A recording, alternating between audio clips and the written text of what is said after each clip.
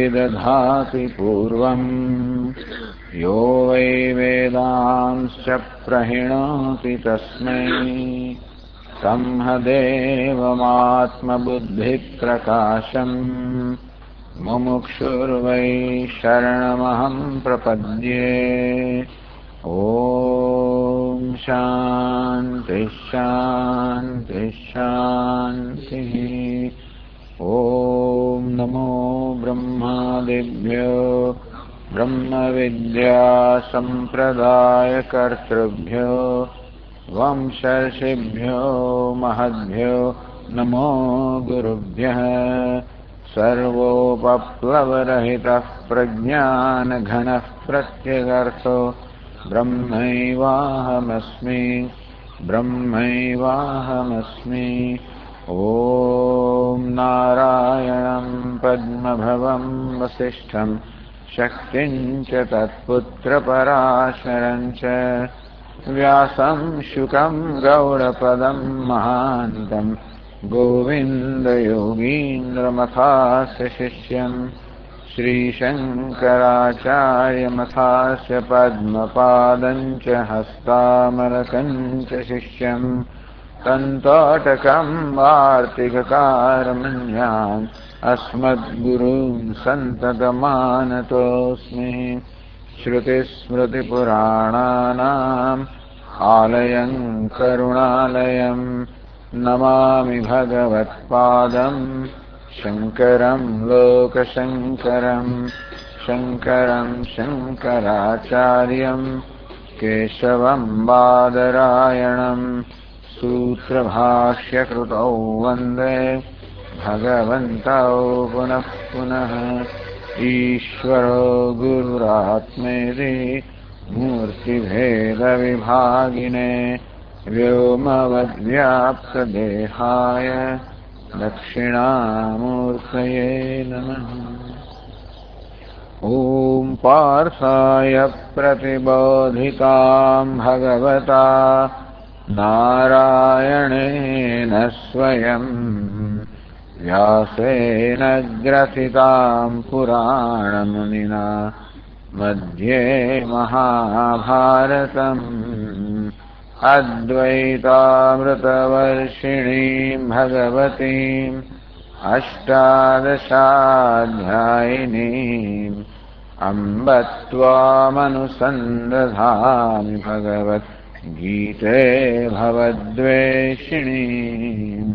यं ब्रह्मा वरुणेन्द्ररुद्रमरुतः स्तुन्वन्ति देव्यैस्तवैः वेदैः साङ्गपदक्रमोपनिषदैः गायन्ति यं सामगाः ध्यानावस्थिततद्गतेन मनसा पश्यन्ति यं योगिनः यस्यान्तन्न विदुःसुरासुरगणाः देवाय तस्मै नमः।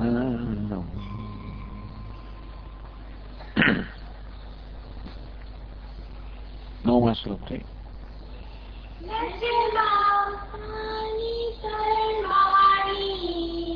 न च मां तानि कर्माणि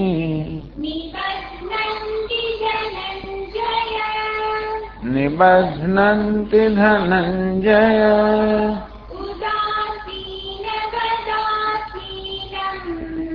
उदासीनवदासीनम्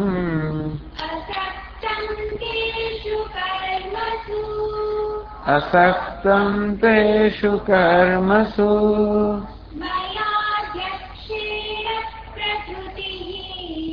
मयाध्यक्षेण प्रकृतिः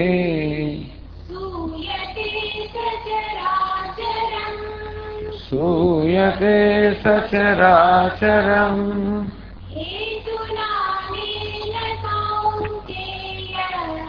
हेतुनानेन कौन्तेय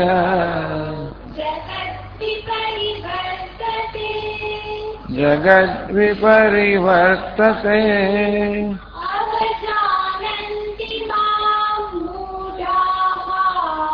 अवजानन्ति मां मूढाः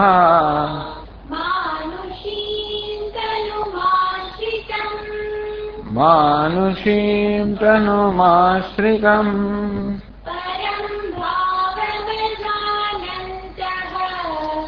परं भावमजानन्तः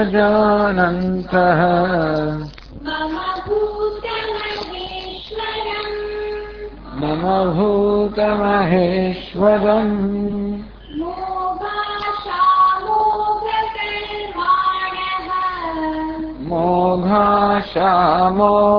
मोघाशामोघकर्माणः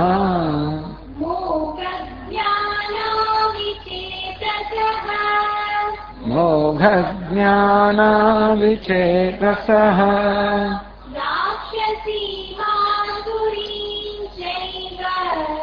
राक्षसीमासुरीं चैव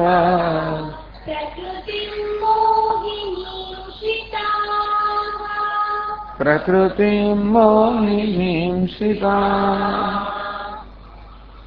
मया अध्यक्षेण प्रकृति सचराचरम सूयते। तो एक दशी જોઈએ તો ભગવાન જગતનું સર્જન કરનાર છે, પાલન કરનાર છે, સંહાર કરનાર છે, જગતનો નિયંતા છે, કર્માધ્યક્ષ છે, કર્મફલદાતા છે, બધું જ છે, સર્વજ્ઞ છે, સર્વશક્તિમાન છે, સર્વવ્યાપી છે, ભગવાન સર્વ છે. એ આપણી દ્રષ્ટિએ આપણે જોઈએ છે કે જગત એક સર્જન છે, એનું સર્જન કરનાર હોવો જોઈએ, ભગવાન સર્જન કરનાર છે. આપણે જોઈએ છીએ જગતમાં સર્વત્ર જ્ઞાન અભિવ્યક્ત થયેલું છે, જ્યાં પણ જુઓ ત્યાં જ્ઞાન છે, બુદ્ધિ કૌશલ્ય છે, બુદ્ધિ વૈભવ છે. તેથી આવા જગતનું સર્જન કરનાર કોઈ સર્વજ્ઞ હોવો જોઈએ.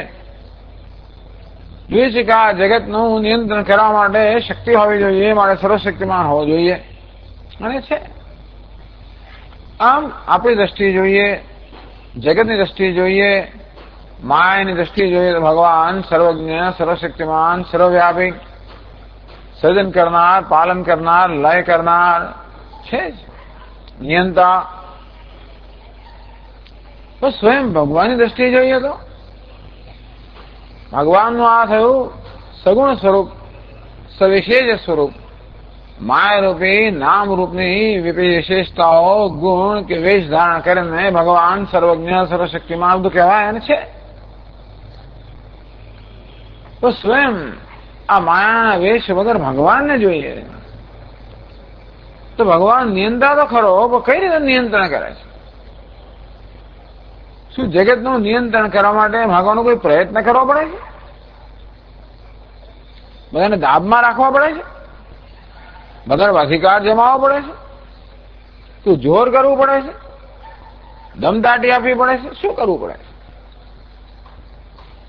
એમ કે ભગવાનના ભયથી પવન વાઈ રહ્યો છે. શું ભગવાન ખરેખર એટલે કઠોપનિષદ કે ભાઈ જાણે કે વજ્ર ઉભું કરીને વજ્ર ઉગામે ભગવાન ન હોય તો વજ્ર મુદ્યતમ ઉગામેલું વજ્ર વાળો ભગવાન છે આવું કહેવાય. કે કારણ કે જગતની બધી વસ્તુઓ નિયંત્રિત છે અને જાણે કે આજ્ઞાંકિત સેવકો હોય એમ બધા મોટા મોટા પરિબળો પવન વર્ષા વગર કામ કરી રહ્યા છે. માટે આપણે માનીએ કે કહી શકાય કે એ બધાને દાબમાં રાખનાર, એ બધાને નિયંત્રણમાં રાખનાર. અને કારણ કે આપણે જાણીએ છીએ કે કોઈના ભય વગર ક્યારે પણ નિયમિતતા હોતી નથી. આ જગતમાં નિયમિતતા છે, પણ ભય હોવો જોઈએ. એટલે ભગવાન જાણે કે ભય દેખાડે ને બધું કામ ન કરાવતા હોય, એ આપણી દ્રષ્ટિ છે. વ્યવહારમાં આપણે આવું જોઈએ કે ઘડાનું સર્જન કરનાર કુંભારને ઘડાનું જ્ઞાન હોવું જોઈએ, તો જગતનું સર્જન કરનાર ઈશ્વરમાં સર્વજ્ઞતા હોવી જોઈએ. ઘડાનું સર્જન કરનાર કુંભારમાં એ પ્રકારની આવડત હોવી જોઈએ, શક્તિ હોવી જોઈએ. અને અમારે જગતનું સર્જન કરનાર ઈશ્વરમાં સર્વશક્તિ હોવી જોઈએ. બરોબર છે. આ માટીરૂપી કારણ ઘડામાં સર્વવ્યાપ માટે ઈશ્વર સર્વવ્યાપ્ત છે. તો ઈશ્વરનું પારમાર્થિક સ્વરૂપ છે. મયા અધ્યક્ષણ ભગવાન કે માત્ર અધ્યક્ષતા હતી, મારી સન્નિધિ માત્રથી આ જગતનું સર્જન થઈ રહ્યું છે, પાલન થઈ રહ્યું છે, સંહાર થઈ રહ્યો છે, નિયંત્રણ થઈ રહ્યું છે, સર્વ થઈ રહ્યું છે, હું કંઈ કરતો નથી. તસ્ય કર્તારમ વિદ્ધિ મામ અકર્તારમ ચાતુર્વર્ણ્યમ મયા સૃષ્ટમ. ભગવાન કહે કે આ મેં જગતનું સર્જન તો કર્યું. ગુણકર્મ વિભાગ છે તસ્ય કર્તારમ. ભગવાન કે જગતનું સર્જન કરનાર હું છું, મારા સિવાય કોણ કરે? વિદ્યા કર્તારમ અવ્યયમ. વાસ્તવમાં તો હું કંઈ કરનાર નથી. આ રહસ્ય છે. આજે ભગવાનને સમજીએ તો ભગવાનને આપણે ખરેખર સમજ્યા કહેવાય કે સર્વ કરનાર છે અને વાસ્તવમાં કંઈ પણ કર્યા વગર સર્વ કરનાર છે. નિયંત્રણના કોઈ પ્રકારના પ્રયત્ન વગર સર્વ નિયંત્રણ કરનાર છે. શાસનના કોઈ પ્રકારના પ્રયત્ન વગર સર્વ શાસન કરનાર છે. રહસ્યમ હેતુદુત્તમમ. આ મોટું રહસ્ય છે. અને તો જ આપણે ભગવાનને યથાર્થ સમજાય કહેવાય. અને તો પછી ભગવાન વિશે કોઈ પ્રકારનો વિરોધ કશું નહીં જન્મે મનમાં. એની સન્નતિ માત્ર સર્વ થાય છે. હવા માત્રથી સર્જન કરનાર, પાલન કરનાર, નિયંત્રણ કરનાર, શાસન કરનાર છે. એટલે ભગવાન કહે છે તમે જો સર્વત્ર મારી સન્નિધિ છે. જે કશું પણ થઈ રહ્યું હોય ત્યાં સન્નિધિ વગર આ જ્ઞાન રૂપ સન્નિધિ અધ્યક્ષેણ એટલે સાક્ષી રૂપે, સાક્ષી પણ નહીં, જ્ઞાન સ્વરૂપ. હું જ્ઞાન સ્વરૂપ પરમાત્મા છું. જ્યાં જ્ઞાન છે ત્યાં આનંદ પણ છે, પૂર્ણતા પણ છે, નિર્વિકારતા છે. હું નિર્વિકાર છું, પૂર્ણ છું, અનંત છું, સ્વપ્રકાશ છું, જ્ઞાન સ્વરૂપ છું. એ હું છું. અને તેથી માત્ર એવા જ્ઞાન સ્વરૂપ, પૂર્ણ આનંદ સ્વરૂપ મારા હોવા માત્રથી જ બધું થાય છે.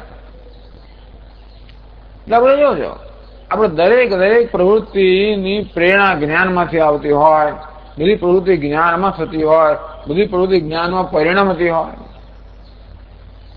કશું જ્ઞાન હોય તો મનમાં ઈચ્છા જન્મે. ઈચ્છા હંમેશા જ્ઞાનમાંથી જન્મે.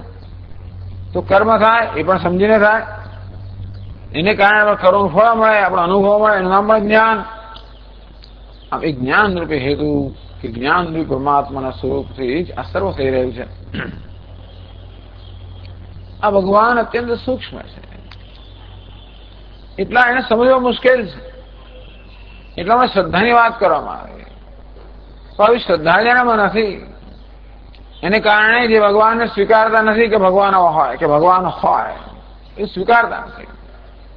જે માત્ર ભૌતિકવાદીઓ છે, જે માત્ર પોતાની ઈચ્છાઓ પૂરી કરવી, એને કેને પ્રકારે કોઈ પ્રકારથી પોતાની ઈચ્છા પૂરી કરવી, જેમ કે દુર્યોધન કોઈ પણ સાધનથી પોતાનું ધ્યેય સિદ્ધ કરવો, એવા લોકો છે. મૂઢાશા એ ખરેખર દયનીય છે. ભગવાન કહે છે ખરેખર તો આપણી સહાનુભૂતિને યોગ્ય છે, દયાને યોગ્ય છે, શોચનીય છે. કારણ કે એમનું આખું જીવન નિષ્ફળ જાય છે. અસદ નિવસ ભવતી અસદ બ્રહ્મે વેદ છે. ઉપનિષદ કહે કે બ્રહ્મ નથી, પરમાત્મા નથી, ઈશ્વર નથી, સત્ય નથી, ધર્મ નથી, એવું માનનારા લોકોનું જીવન પણ વ્યર્થ જાય છે. મોગાશા બધી સવેલી આશાઓ, બધા સંકલ્પો વ્યર્થ જાય છે. એટલે આ લોકોના સંકલ્પો પૂરા નથી થતા એમ નહીં. રાવણના અને કર્ણના કુંભકર્ણ શું આપણે દુર્યોધન કે કંસ, આ બધાના સંકલ્પો સફળ થતા જણાય પણ તો સફળ નથી થતા. વ્યાવહારિક દ્રષ્ટિ જણાય કે દુર્યોધન કે કંસ પોતાની ઈચ્છિત વસ્તુ પ્રાપ્ત કરે છે કે રાવણ. તો ગઈકાલે ચર્ચા કરી તેમ એ દ્વારા જે ઈચ્છા છે સંતોષ પ્રાપ્ત કરવાની, સુખ પ્રાપ્ત કરવાની, મુક્ત બનવાની, નિર્ભય બનવાની ઈચ્છા છે, એ ક્યારેય પૂરી થતી નથી. મોઘાશા મોઘ કર્માણ, કર્મ બધા વ્યર્થ જાય છે. જો ઈશ્વરની આરાધના નથી, ત્યાં ઈશ્વરની સ્વીકાર નથી, અને તે એ કર્મ પણ ખરેખર વ્યર્થ જાય છે. કારણ કે કર્મ શ્રમરૂપ જ નીવડે છે. કર્મ કરવાને કારણે ખરેખર આપણું અંતઃકરણ શુદ્ધ થાય, આપણે વધારે સારી વ્યક્તિ બની, તો એ કર્મ ખરેખર એ સફળ થયું કહેવાય. પણ કર્મ આ લોકો તો કર્મ કરવાને કારણે છેવટે છે એના કરતા વધુ ખરાબ બને છે. કારણ કે ખોટા ઈરાદે થયેલું કર્મ વધારે વધારે રાગ દ્વેષ લઈ આવે છે. મોગ જ્ઞાન, ખૂબ બધું જ્ઞાન છે. રાવણ પણ મોટો પંડિત હતો, પણ જ્ઞાન વ્યસ્ત છે. એ જ્ઞાન કેવું છે? ઈશ્વર નથી એવું જ્ઞાન. અને એને સિદ્ધ કરવા માટે અનેક પ્રકારના તર્ક અજમાવે. બહુ બધા બુદ્ધિશાળી લોકો હોય. મોગ જ્ઞાન, પરંતુ એ જ્ઞાન વ્યર્થ છે. એ જ્ઞાન જીવનનું કલ્યાણ કરનાર નથી, એમના જીવનનું કલ્યાણ કરનાર નથી. આમ આશાથી, કર્મથી, જ્ઞાનથી પેલા ઈચ્છા હોય, કર્મ થાય, જ્ઞાન અનુભવ થાય. આ બધું આપણને આપણા જીવનના ધ્યેય તરફ લઈ જનારનું સાધન બનવું જોઈએ. એના કરતા એમને જેનો પતનનું કારણ બને છે. વિચેત સહ, કારણ કે અવિવેકી લોકો છે. રાક્ષસીમ આસુરીમ ચૈવ પ્રકૃતિ મોહિની સીતા. એ લોકો તો તમોગુણી પ્રકૃતિ, રજોગુણી પ્રકૃતિનો આશ્રય લઈને મોહિની, જે મોહ કરનારી છે, અધર્મને ધર્મ દેખાડનારી છે, ખોટાને સાચું દેખાડનારી છે, સાચું નથી એમ દેખાડનારી છે. આવું જ એમને શું છે? જે સત્ય છે કે નથી, મિથ્યા છે કે આ સત્ય છે, અધર્મ એમની બુદ્ધિ કે આ ધર્મ છે, ધર્મ તો કે છે જ નહીં, આવું જ એમની બુદ્ધિ કે મોહિની, મોહ કરનારી આ પ્રકૃતિનો આશ્રય લઈને એ લોકો ક્ષયાય જગતો હિતા, પોતાનો હિત કરે છે અને દુનિયાનું પણ હિત કરે છે. ભગવાન કે આવા લોકો છે જે લોકો મારો સ્વીકાર કરતા નથી, મને માન્યતા આપતા નથી. અશ્રદ્ધાના પુરુષા ધર્મસ્યાસ્ય પરંતપ. ત્રીજા શ્લોકમાં કહેવામાં આવ્યું કે હે પરંતપ, આ પરમાત્મા રૂપી ધર્મમાં શ્રદ્ધા ન ધરાવનારા અપ્રાપ્ય મામ નિવર્તનતે, આ સંસારમાં આવીને ચક્રમાં વળી પાછા જતા રહે છે. મને પ્રાપ્ત કર્યા વગર કે મને પ્રાપ્તના સાધનને પ્રાપ્ત કર્યા વગર, છતાં એના કરતા વધારે ખરાબ થઈ જાય છે. આ રીતે ભગવાનની ભક્તિ કરનારા નથી, એમની ગતિ બતાવી. શેને માટે બતાવી? જેથી જે ભગવાનના ભક્તો છે એમની ગતિ, એમનો સ્વભાવ, એમનું જીવન આપણે ખરેખર ઓળખી શકીએ, એની કદર કરી શકીએ. એવો માર્ગ નથી. મનુષ્યને ભગવાને વિવેક બુદ્ધિ આપી છે, પસંદ કરવાની શક્તિ આપેલી છે. શું કરવું, શું ના કરવું આપણે નક્કી કરવાનું છે. કયા પ્રયોજનથી કરવું એ પ્રયોજન આપણે નક્કી કરવાનું છે. આ પ્રકારે આ બધું નક્કી કરવાની ક્ષમતા આપણને આપે ને ભગવાન એ કરવાની જવાબદારી પણ આપણને આપી. એટલે ક્યાં તો ભગવાનનું ભજન કરીએ અથવા ના કરીએ એ આપણે નક્કી કરવાનું છે. મારું જીવન ભગવાનનું ભજન બની જાય, મારું ઈશ્વરની આરાધના બની જાય. સ્વકર્મણા તમભ્યર્ચ સિદ્ધિ વિંદતિ માનવ. પોતાના કર્મ દ્વારા ઈશ્વરની આરાધના કરતા કરતા મનુષ્ય સિદ્ધિને પ્રાપ્ત કરે છે. આમ પોતાના કર્મને, પોતાના કર્તવ્યને, પોતાના જીવનને, પોતાના વ્યવહારને ઈશ્વરની આરાધના બનાવે એ આપણા હાથમાં છે. એ આપણે કરી શકીએ માટે આ શાસ્ત્ર રૂપી બધી માર્ગદર્શિકાઓ પણ છે. આપણને જયારે જવાબદારી આપવામાં આવે ત્યારે જવાબદારી પૂરી કરવા માટેનો આપણને માર્ગ પણ બતાવવામાં આવ્યા છે. એવું નહીં ભગવાને જવાબદારી આપીને આપણે એમને છોડી દીધું, એવું નથી. આ બધા પ્રકારની સામગ્રી હોવા છતાં પણ જે લોકોની અવગણના કરે છે એ પણ આપણી સ્વતંત્રતા છે. વિચેત અવિવેક, વિવેકપૂર્વક જીવન જીવવું કે અવિવેકપૂર્વક, લિવિંગ ઇન્ટેલિજન્ટલી ઓર અનઇન્ટેલિજન્ટલી, વિવેક કે અવિવેક એ મનુષ્ય નક્કી કરવાના છે. એવું નથી કે આપણે સાચું નહીં કરીએ એટલે છટકી જાય, સાચું નહીં ખોટું કરીએ એવું છે. શ્રેય અને પ્રેય બે માર્ગ છે. શ્રેયનો માર્ગ ન પકડી તો પ્રેયના માર્ગે જવાના છે. ઉન્નતિ અને અવનતિ આ બે આપણી ગતિ છે. ઉન્નતિ ન કરી તો અવનતિ થવાની છે, એવું છે. પેલા કે ભાઈ આ તમે આખું ટોળું દોડતું હોય એની સાથે ના દોડો તો કચડાઈ જશો, વિકલ્પ નથી. તેમ મનુષ્યનો ની ઉપાધિ પ્રાપ્ત કર્યા પછી વિકલ્પ નથી. ટૂંકમાં આપણે આપણા જીવનનું કલ્યાણ કરવું, આપણું હિત કરવું કે અહિત કરવું. જો હિત ના કરી તો હિત કરવાના છે, એવું છે. તો વિચેત સહ, જે લોકો વિવેકપૂર્વક નથી જીવતા, એ લોકો કેવું પોતાનું અહિત કરે છે, એ ઈશ્વરની આરાધના નથી કરતા, અહંકારની આરાધના કરે છે. આરાધના કરવા માટે આપણી પાસે આ બે વેદી છે, બે ઓલ્ટર છે.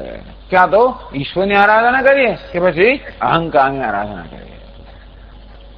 અહંકારની આરાધના કરનારાઓ કેવા શું ગતિ થાય એ 12મા શ્લોકમાં કહ્યું. પણ જે લોકો વિવેકી છે, બુદ્ધિશાળી છે, એ કેવું જીવન જીવે છે એની વાત 13મા શ્લોકમાં કરે છે.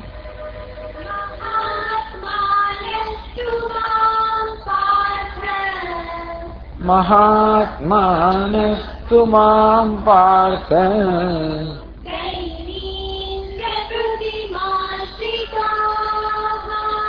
દૈવીં પ્રકૃતિમાશ્રિતાઃ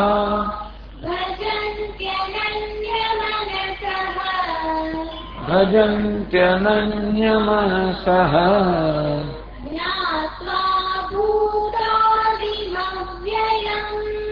જ્ઞાત્વા ભૂતાનિમવ્યયમ. મહાત્માનસ્તુ પેલા અલ્પાત્માન, આ કહેવાય મહાત્મા, પેલા કેવા છે અલ્પાત્મા. મહાત્માન અક્ષુદ્ર ચિત્તા, શંકરાચાર્ય મહારાજ કે અક્ષુદ્ર ચિત્તા, એનું ચિત્ત ક્ષુદ્ર નથી, not narrow minded, large heart. એ લોકો મહાત્મા, આત્મા એટલે અંતઃકરણ, વિશાળનું અંતઃકરણ છે. ક્ષુદ્ર અલ્પ એનું અંતઃકરણ નથી.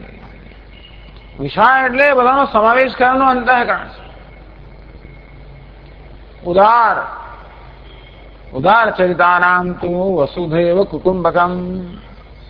બહુ મોટી વાત છે. જો કે એને મહાત્મા ઉદાર ચરિત્રમાં કેટલી મોટી વસ્તુ છે. વસુધૈવ કુટુંબકમ, સમગ્ર વસુધા જેમ કુટુંબ હોય, અરે વસુધામાં તો બધા લોકો હોય, પાપી પણ હોય ને, પુણ્યશાળી હોય ને, શૈતાન હોય ને, સંત હોય ને, બધા હોય. આ બધાનો સમાવેશ કરવાની, આ બધાનો સ્વીકાર કરવાની ઉદારતા. ભગવાનનો સ્વીકાર ક્યારે થાય? ખરેખર તો જોઈએ તો ભગવાન તો બધા રૂપમાં છે ને.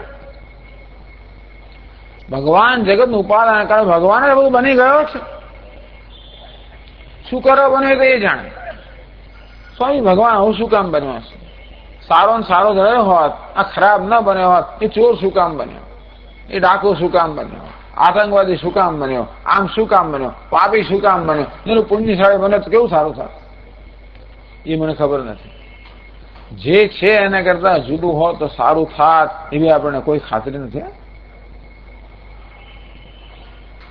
કારણ કે ભગવાન સર્વજ્ઞ છે. ઇન્ફિનિટ વિઝડમ અંગ્રેજીમાં છે. પ્રત્યેક ક્ષણે ઇન્ફિનિટ વિઝડમ, અનંત જ્ઞાન, અનંત ડાપણ જે ભગવાનનું જે પ્રત્યેક ક્ષણ અભિવ્યક્ત થઈ રહ્યો છે.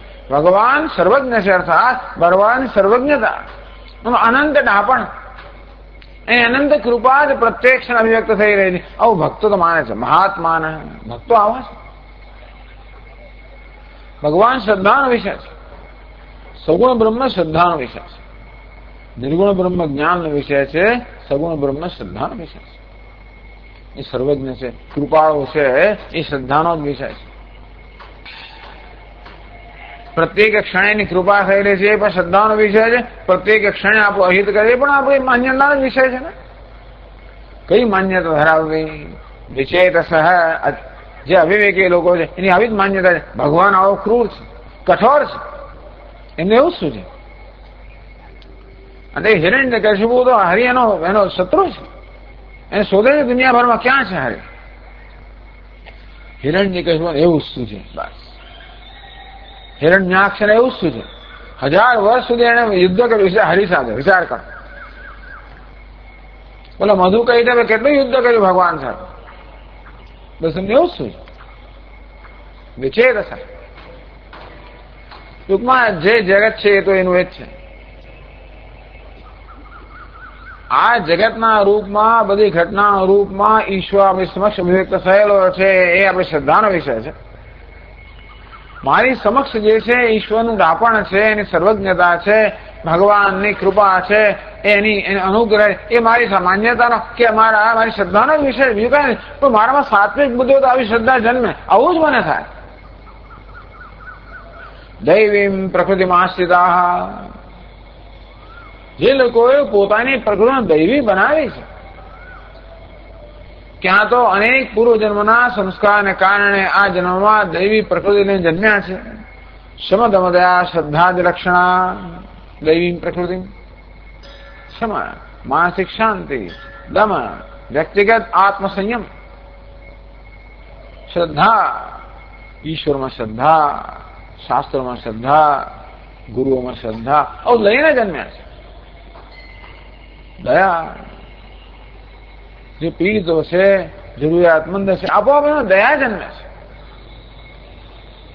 સ્વામી દયાની અમારે ગુરુજી કહે કે ભાઈ આ દયા કે કરુણા એ તો મનુષ્યનો સ્વભાવ જ છે, પણ એ જરા માનવું મુશ્કેલ છે. એ તો જેને સાત્વિક લોકો હોય એને માટે, બધા માટે નથી.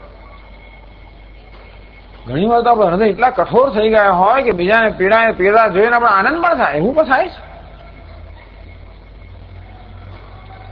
દયા એ હૃદય સાત્વિક છે. શમ દમ શ્રદ્ધા દયા દૈવી પ્રકૃતિ.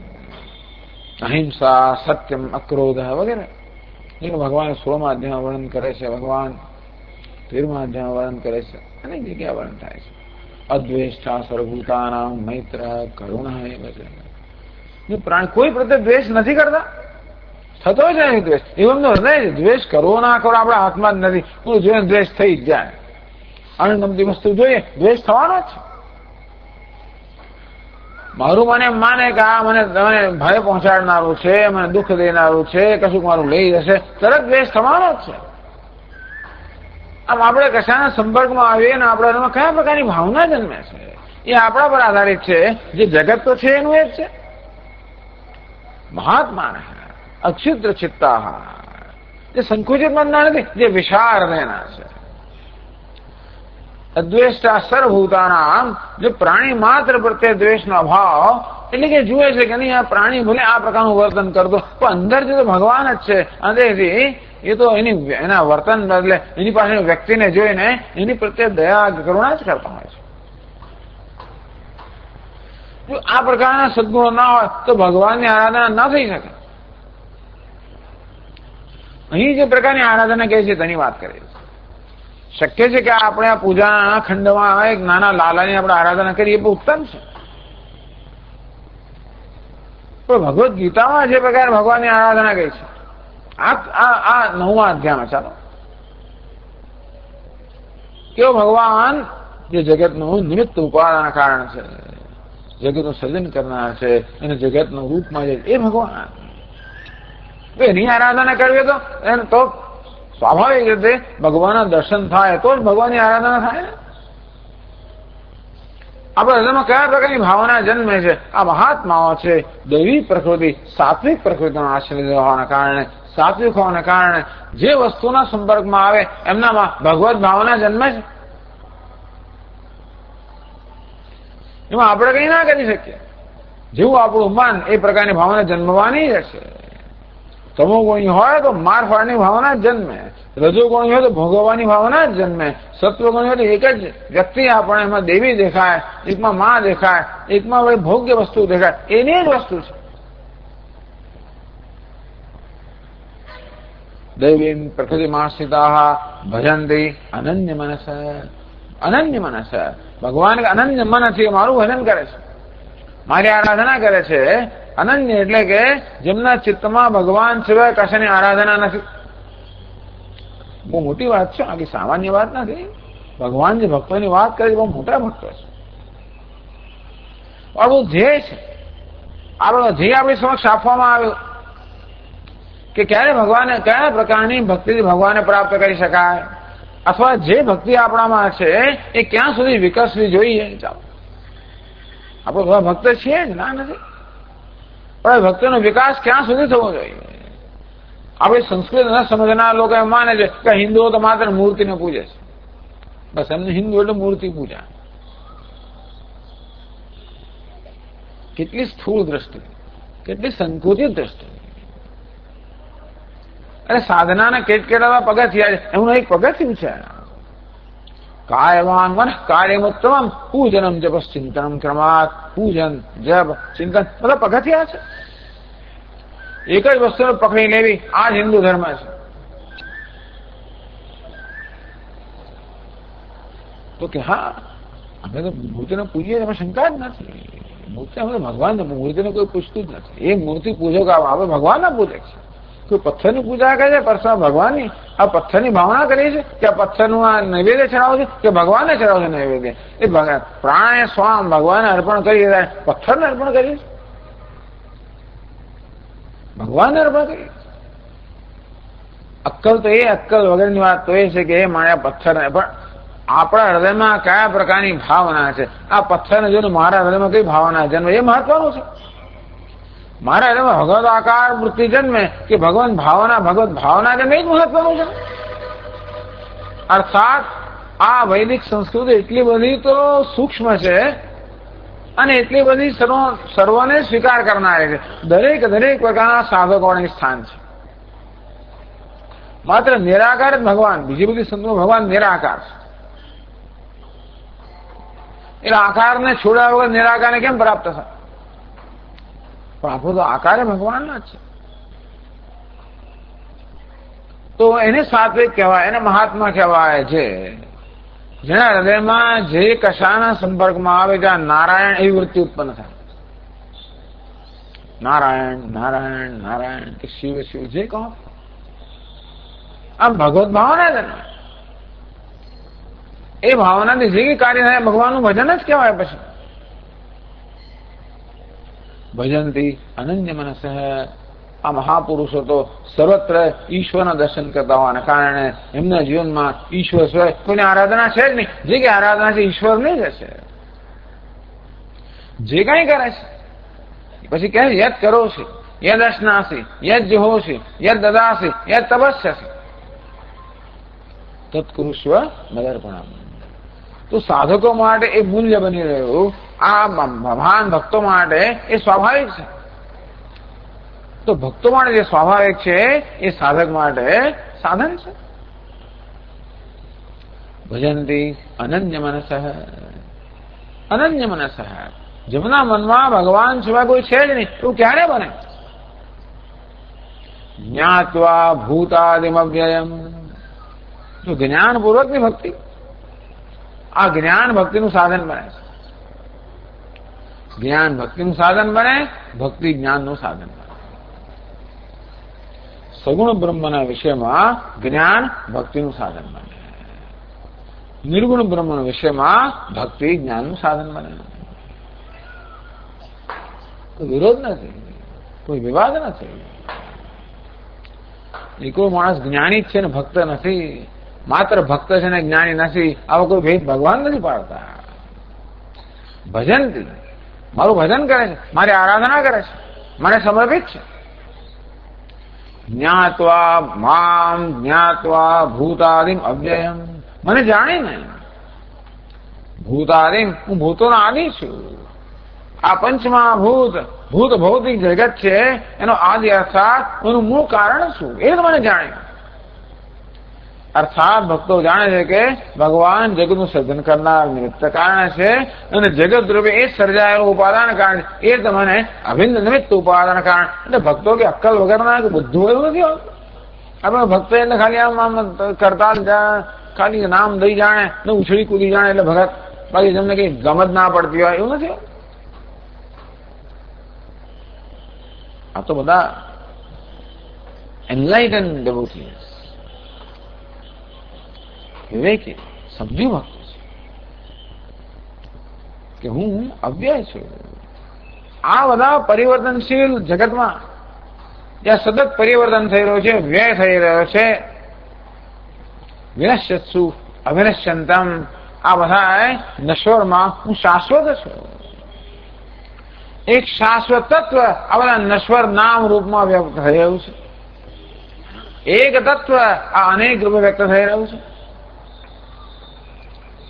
એ પરમાત્મા નામ રૂપનો સત્વરજસ્તમો ગુણનો વેશ લઈને વ્યક્ત થયો છે અને આ વેશ એને કોઈ રીતે સ્પર્શ કરતો નથી. પરમ ભાવમ અજાનંત મમ ભૂત મહેશ્વરમ. અવિવેકી લોકો એમ માને છે કે આ વેશ જ બસ છે, એથી આગળ કઈ નથી. આ લોકો શું જાણે છે કે નહીં, આ બધા વેશમાં તો પરમ પરમાત્મા રહેલો છે. ભૂત મહેશ્વરમ, આ બધા પ્રાણીઓનો, આ બધા ભૂતોનો મહાન ઈશ્વર વાસ્તવમાં આ બધા ભૂત રૂપે વ્યક્ત થયેલો છે. તેથી વેશ તો એ લોકો પણ જુએ છે, પણ જોડે જોડે આ વેશનો પહેરનાર પરમાત્માને પણ જોવાનું ચૂકતા નથી. સાત્વિક છે ને, રજોગુણ હોય કે તમોગુણ હોય તો દ્રષ્ટિ માત્ર વેશ પૂરતી જ મર્યાદિત, આગળ જોઈ જ ના શકાય. તમોગુણ હોય એટલે વિરોધ જ જન્મે અંદરથી. રજોગુણ હોય એટલે આમ ભોગ, કેમ એને ભોગવવો. આમ પેલું સફરજન પડે, તમોગુણી માણસ લઈને કેમ મારો કહે, રજોગુણી તેને કેમ ખાઈ જવું. સત્વગુણી માણસ હોય ન્યૂટન જેવો તો વિચાર કે આ પડ્યું કેમ. વસ્તુ એકનો એક જ છે, પણ લોકો જુદો એની પ્રત્યેનો પ્રતિભાવ કેવો જુદો તો હોય છે ને. કેટલાક જગતને જોઈને મારવા જ ઈચ્છે છે, બસ આ બધા આવી જ નાખના, તોડી નાખો. એવું જ ને, પેલા મંદિર જોઈએ તોડી જ નાખો, એવું થાય, બીજું કઈ નહીં. કોઈ કે મંદિર છે, ચાલો કેટલી સંપત્તિ છે લૂંટી લો. કે મંદિર ચાલો ભગવાનની આરાધના કરો, વસ્તુ એકને એક જ છે. આ ભક્તો છે જ્ઞાત્વા, ભગવાનને જાણે છે કે ભગવાન એક છે, અદ્વિતીય છે, આ સર્વરૂપમાં ભગવાન જ છે. અને તો અનન્ય માનસ, કારણ કે મનમાં વિચારો બદલાય જ કરવાના છે ને. જો ભગવાન એક જ આકારમાં સીમિત હોત તો સદા આપણું મન એ આકારનું ચિંતન કરે એવું સંભવિત નથી. સ્વામી જો રામ રામ કરીએ તો મારો હિસાબ કિતાબ લખો તો રામ રામ ક્યાં કરો.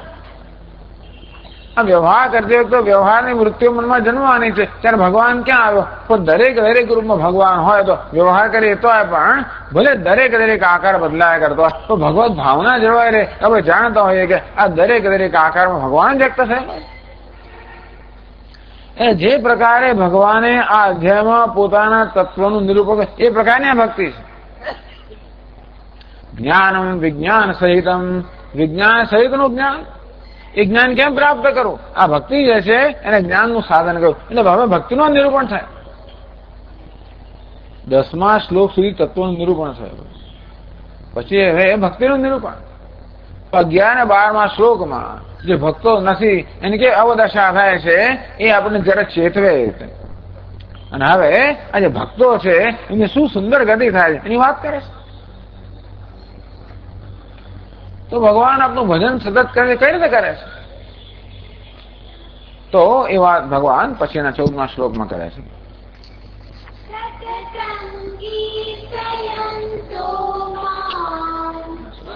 તમ કીર્તયંતો માં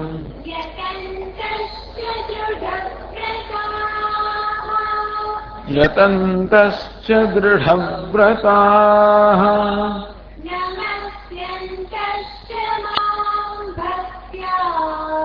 નમસ્યંતશ્ચ માં ભક્ત્યા નિત્યયુક્તા ઉપાસતે. સતતમ મામ કીર્તયંત, સતત મારું કીર્તન કરનારા. કીર્તન કરવું મોટેથી, ભગવાનના નામનું ઉચ્ચારણ કરવું, ભગવાનના નામનું, રૂપનું, ગુણ મોટેથી વર્ણન કરવું, ઉચ્ચારણ કરવું. કીર્ત શબ્દને મોટેથી બોલીને કહેવું નામ કીર્તન. તો માત્ર શબ્દને એટલે કે નામનું ઉચ્ચારણ જેવું નહીં. ભગવાનની સ્તુતિ કરવી, સ્તોત્ર ગાવું, વિષ્ણુ સહસ્ર નામ, રુદ્રમ જે કંઈ હોય,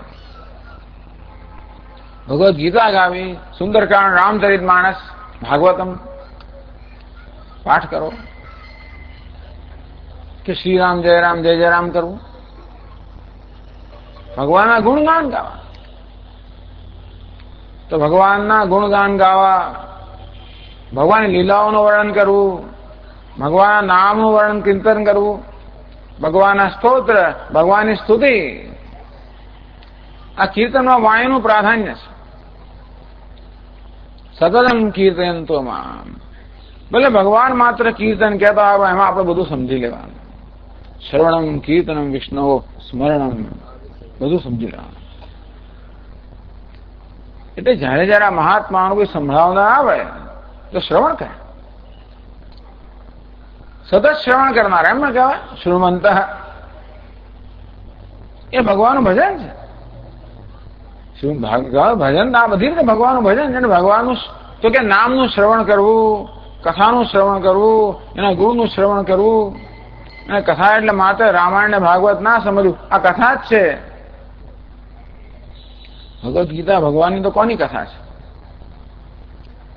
માત્ર એક રૂપની કે એક જ અવતારની કથાને કથા કેવું ને? આ તો આ ભગવાન કેવો છે જે સર્વ વ્યાપેલો છે. ભગવાનની આ કથા જ છે. આ સાત ભગવદ્ ગીતાનો પાઠ કરો, એનું ગાન કરવું, એનું કથન કરવું, એનું નિરૂપણ કરવું, આ બધું ભગવાનનું ભજન છે. આપણે તો માત્ર કરતા લઈને ગાનારા જ ભગવાનનું કીર્તન કરે છે.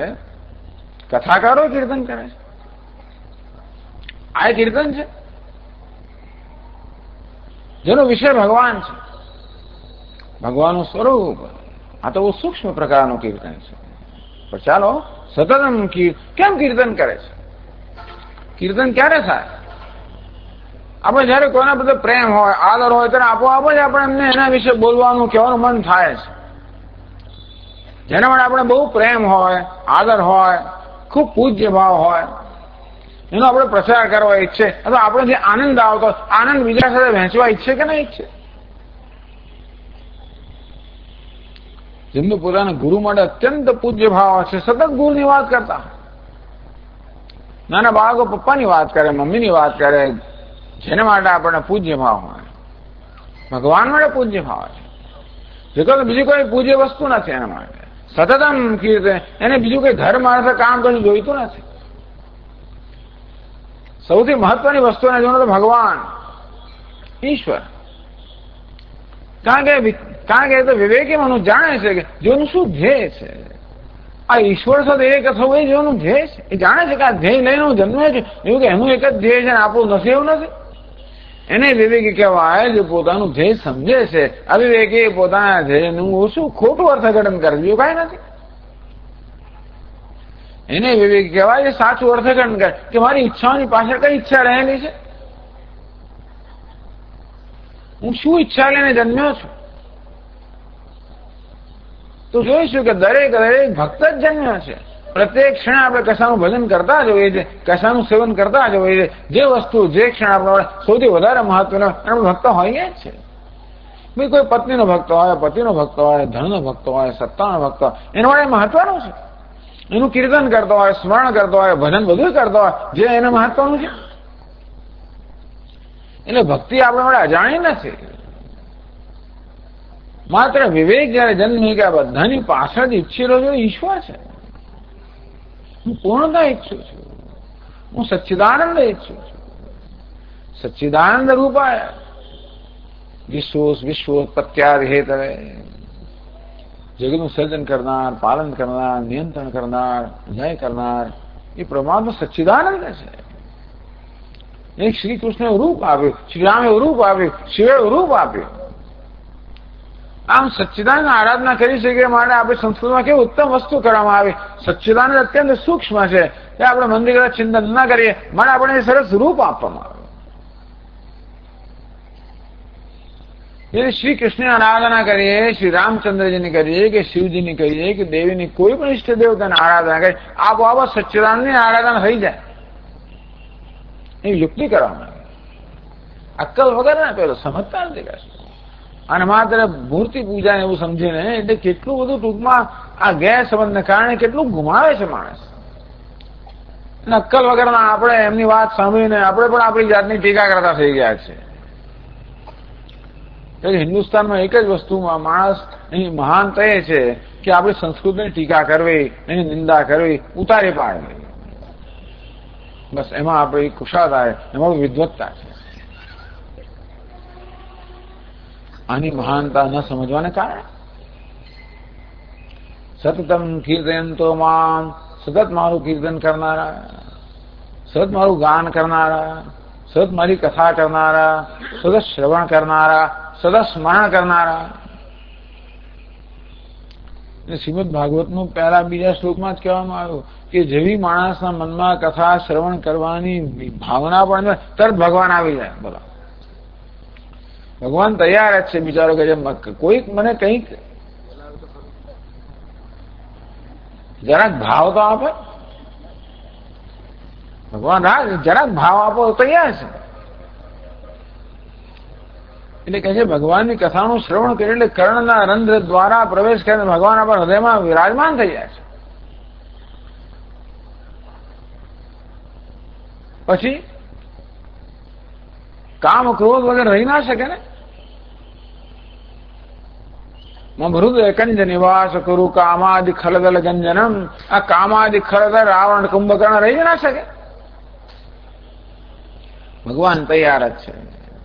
શ્રવણ કરીએ એટલે કાન દ્વારા આવી જ જાય, કીર્તન કરીએ એટલે શબ્દ દ્વારા આવી જ જાય, વિચાર પણ કરીએ ભાવના દ્વારા આવી જાય. આમ હૃદયમાં મનમાં ભગવત ભાવના છે, હૃદયમાં ભગવાન વિરાજમાન છે, દ્રષ્ટિથી ભગવાનના દર્શન કરે છે. યતંત છે, હવે પ્રયત્ન કરનારા છે. એમ નહીં કે ભગત એટલે કશું નહીં, બીજું ખાલી બોલ બોલ કરે એવું નથી. ઇન્દ્રિયોપસંહાર શમદમદયા અહિંસાદ રક્ષણ ધર્મ પ્રયતંત છે. પોતાના મનને શાંત કરવું, ઇન્દ્રિયો નિયંત્રણ કરવું, વિવેક વૈરાગ્ય જાગૃત કરવા, આ ભક્તિના બધા સહાયક છે. આપણા ચિત્તને એકાગ્ર કરવા મદદરૂપ કરનારા છે ને. આપણે ક્યારે ભગવાનમાં આપણે ચિત્તને જોડી શકીએ જયારે ચિત્તને આપણે બીજે નિવૃત્ત કરીએ ત્યારે ને. તો ચિત્તને બીજે નિવૃત્ત કરવાનો પ્રયત્ન કરવો પડે. તો પેલા ટેવ પડી ગઈ છે ને, ચંચલ મન કૃષ્ણ, મનની ચંચળતા હોય, મનમાં રાગ દ્વેષ જન્મતા હોય, એ વાસનાઓ ક્યારે મનનો કબજો લઈ લેતી હોય ત્યારે પ્રયત્નપૂર્વક કેવી રીતે મનને મુક્ત કરીને ભગવાનનો જોડવું એ પ્રયત્ન છે. યતંત છે. આપણામાં સદૈવી સંપત્તિ જગાવવી, આપણામાં દયા ક્ષમા આ પ્રકારના ગુણો જન્મે.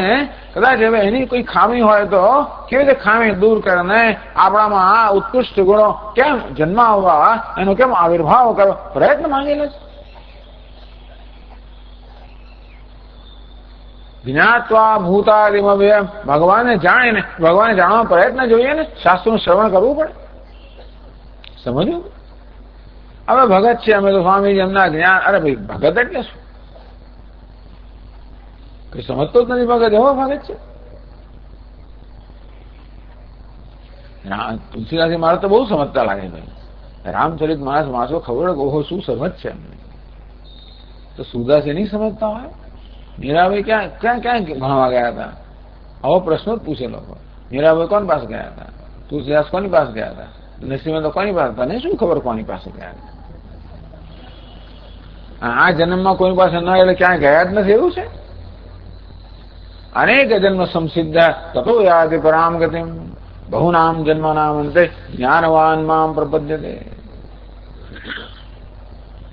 હમણાં ન દેખાતો મધુસૂદન સરસ્વતી લખે કે અત્યારે જે ભગવાન સંન્યાસી છે એ પૂર્વમાં કર્મયોગી હશે જ, અને અત્યારે જે કર્મયોગી સંન્યાસી થવાનો છે.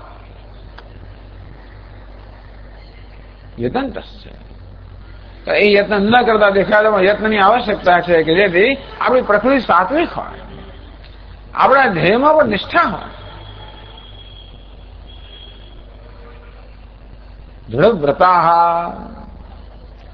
દૃઢમ સ્થિરમ અચાંચલ્યમ વ્રતમ. બ્રહ્મચર્ય વગેરે વ્રતો જે છે જે શાસ્ત્રમાં કહેવામાં અહિંસા, સત્ય, સ્તેય, બ્રહ્મચર્ય, પરિગ્રહ વગેરે આ વ્રતો જે છે એ પણ દૃઢતાથી પાલન કરનારા. એમના માનું કે આ વાત ખાલી નામ લઈને અટકી ગયા એવું ક્યાં નથી. સમગ્ર વ્યક્તિત્વની સાથે સંકળાયેલું હોવું જોઈએ ને. દૃઢ વ્રતા, વ્રતમાં દ્રઢતા, જે કઈ વ્રત લીધું હોય. નમસ્યંતસ્ય મામ ભક્ત્યા, સતત મને નમસ્કાર કરનાર નમ્રતા છે. ભગવાન નમસ્કાર કરો એટલે આખો દડા માથું નમાય નમાય કરવું, જેટલી જગ્યાએ દેખાય એ જુદી વાત છે. ચેતસા પ્રહ્વીભવંતઃ, ચિત્તથી સતત ભગવાનને નમસ્કાર કરનારા.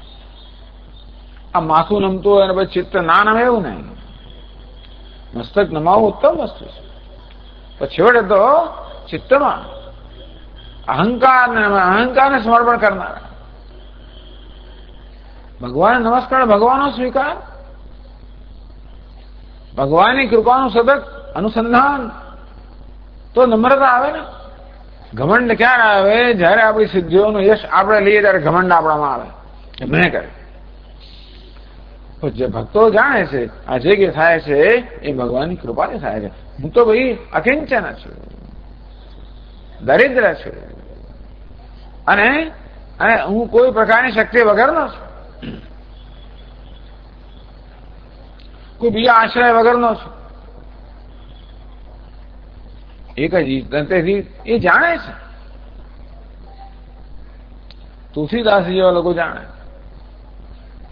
કે આ ભગવાનની કૃપાથી, ભગવાનની કૃપાના લેશથી આ તુલસીદાસ પરમ શાંતિને પામ્યો.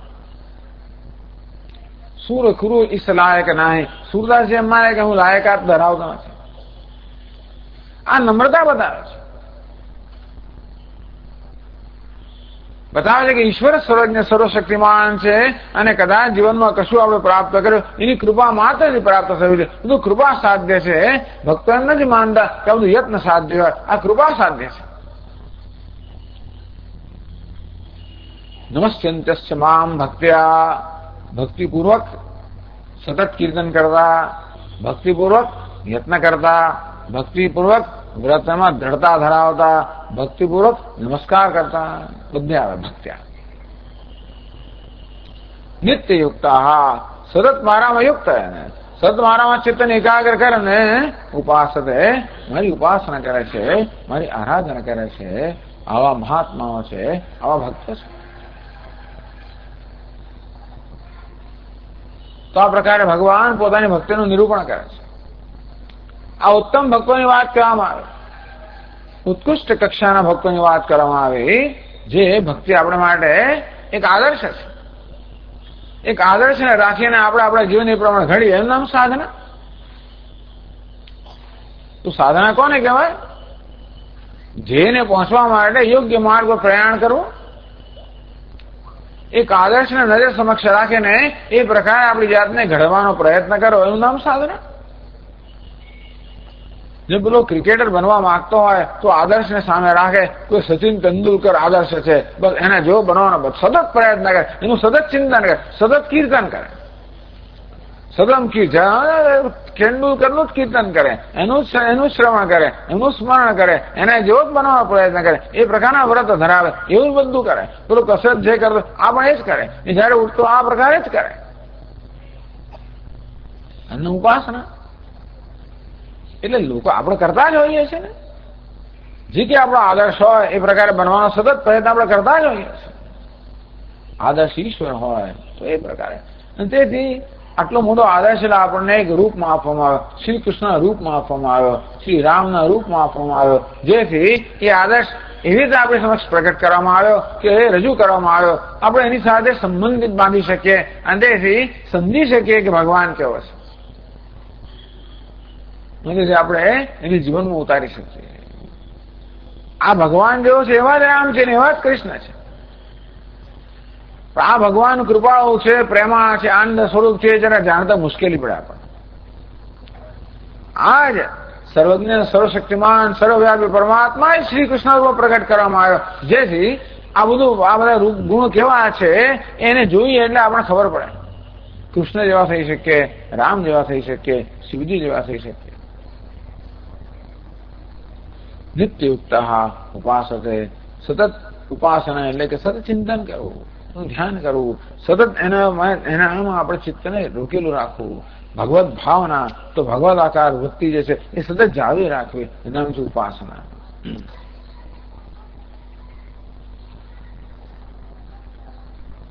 તો અત્યારે કહેવામાં આવ્યું કે ભગવાનની ઉપાસના કરે છે, આરાધના કરે છે, ઈશ્વરનું સતત ચિંતન કરે છે.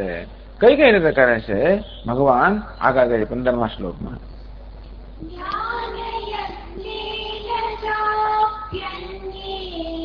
ज्ञान यज्ञेन चाप्यन्ये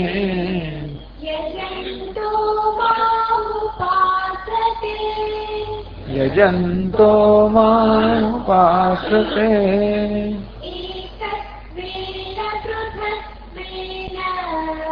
एकत्वेन पृथक्त्वेन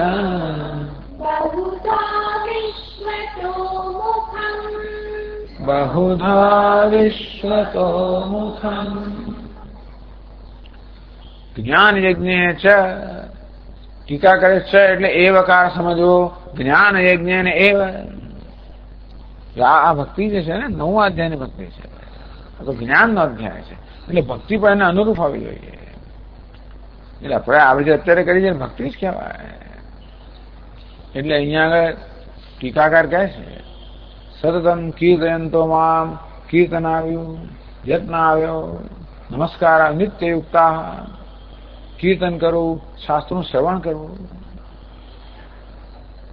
યત્ન કરો મનન કરવું નિત્યયુક્તા નિધિધ્યાસન કરવું ભગવાનની ભક્તિ છે આવી રીતે ભગવદ્ ગીતાનું શ્રવણ કરવું તો શું થાય આપણે મનમાં કોણ અનુસંધાન કરીએ છીએ અત્યારે જયારે આ પ્રવચન થઈ રહ્યું છે તો ઈશ્વરનું નિરૂપણ થઈ રહ્યું છે તમે શ્રવણ કરી રહ્યા છો ઈશ્વરનું શ્રવણ કરી રહ્યા છો ભગવાનનું ભજન એટલે ઈશ્વરનું અનુસંધાન જે કોઈ વસ્તુ આપણને ઈશ્વર અનુસંધાન કરવામાં મદદરૂપ થાય એને આપણે સ્વીકારીએ ભાઈ બહુ ચિંતા કરવે ને આ કયો છે ને કેવો જ્ઞાની છે ને ભક્ત છે ને યોગી ચિંતા જ નહીં શું અગત્યનું છે મારા મનમાં ઈશ્વરનું અનુસંધાન થાય છે દરેકની પ્રકૃતિ પ્રમાણે એટલે ભગવાને કેટલા બધા અહીંયા રીત બતાવી પણ આ અહીંયા ભગવાનનું જે વર્ણન કરાવે જ્ઞાન યજ્ઞ જ્ઞાન રૂપી યજ્ઞ છે જ્ઞાન જ યજ્ઞ છે યજ્ઞ કોને કહેવાય જેમાં આહુતિ આપવાની આવતી હોય આ જ્ઞાન યજ્ઞ છે જેમાં અજ્ઞાનની આહુતિ આપવામાં આવતી હોય જ્ઞાન દર્શન ભગવાનના દર્શન કરવા રૂપી યજ્ઞ જ્ઞાન યજ્ઞ એટલે ભગવાનના દર્શન કરવા રૂપી યજ્ઞ ચાપ્યન્યે યજંતો મામ ઉપાસતે તો અહીંયા કહેશે કે ભગવાનના ભક્તો છે એ જુદી જુદી કક્ષાના હોય ઉત્તમ ભક્તો હોય મધ્યમ ભક્તો હોય મંદ ભક્તો હોય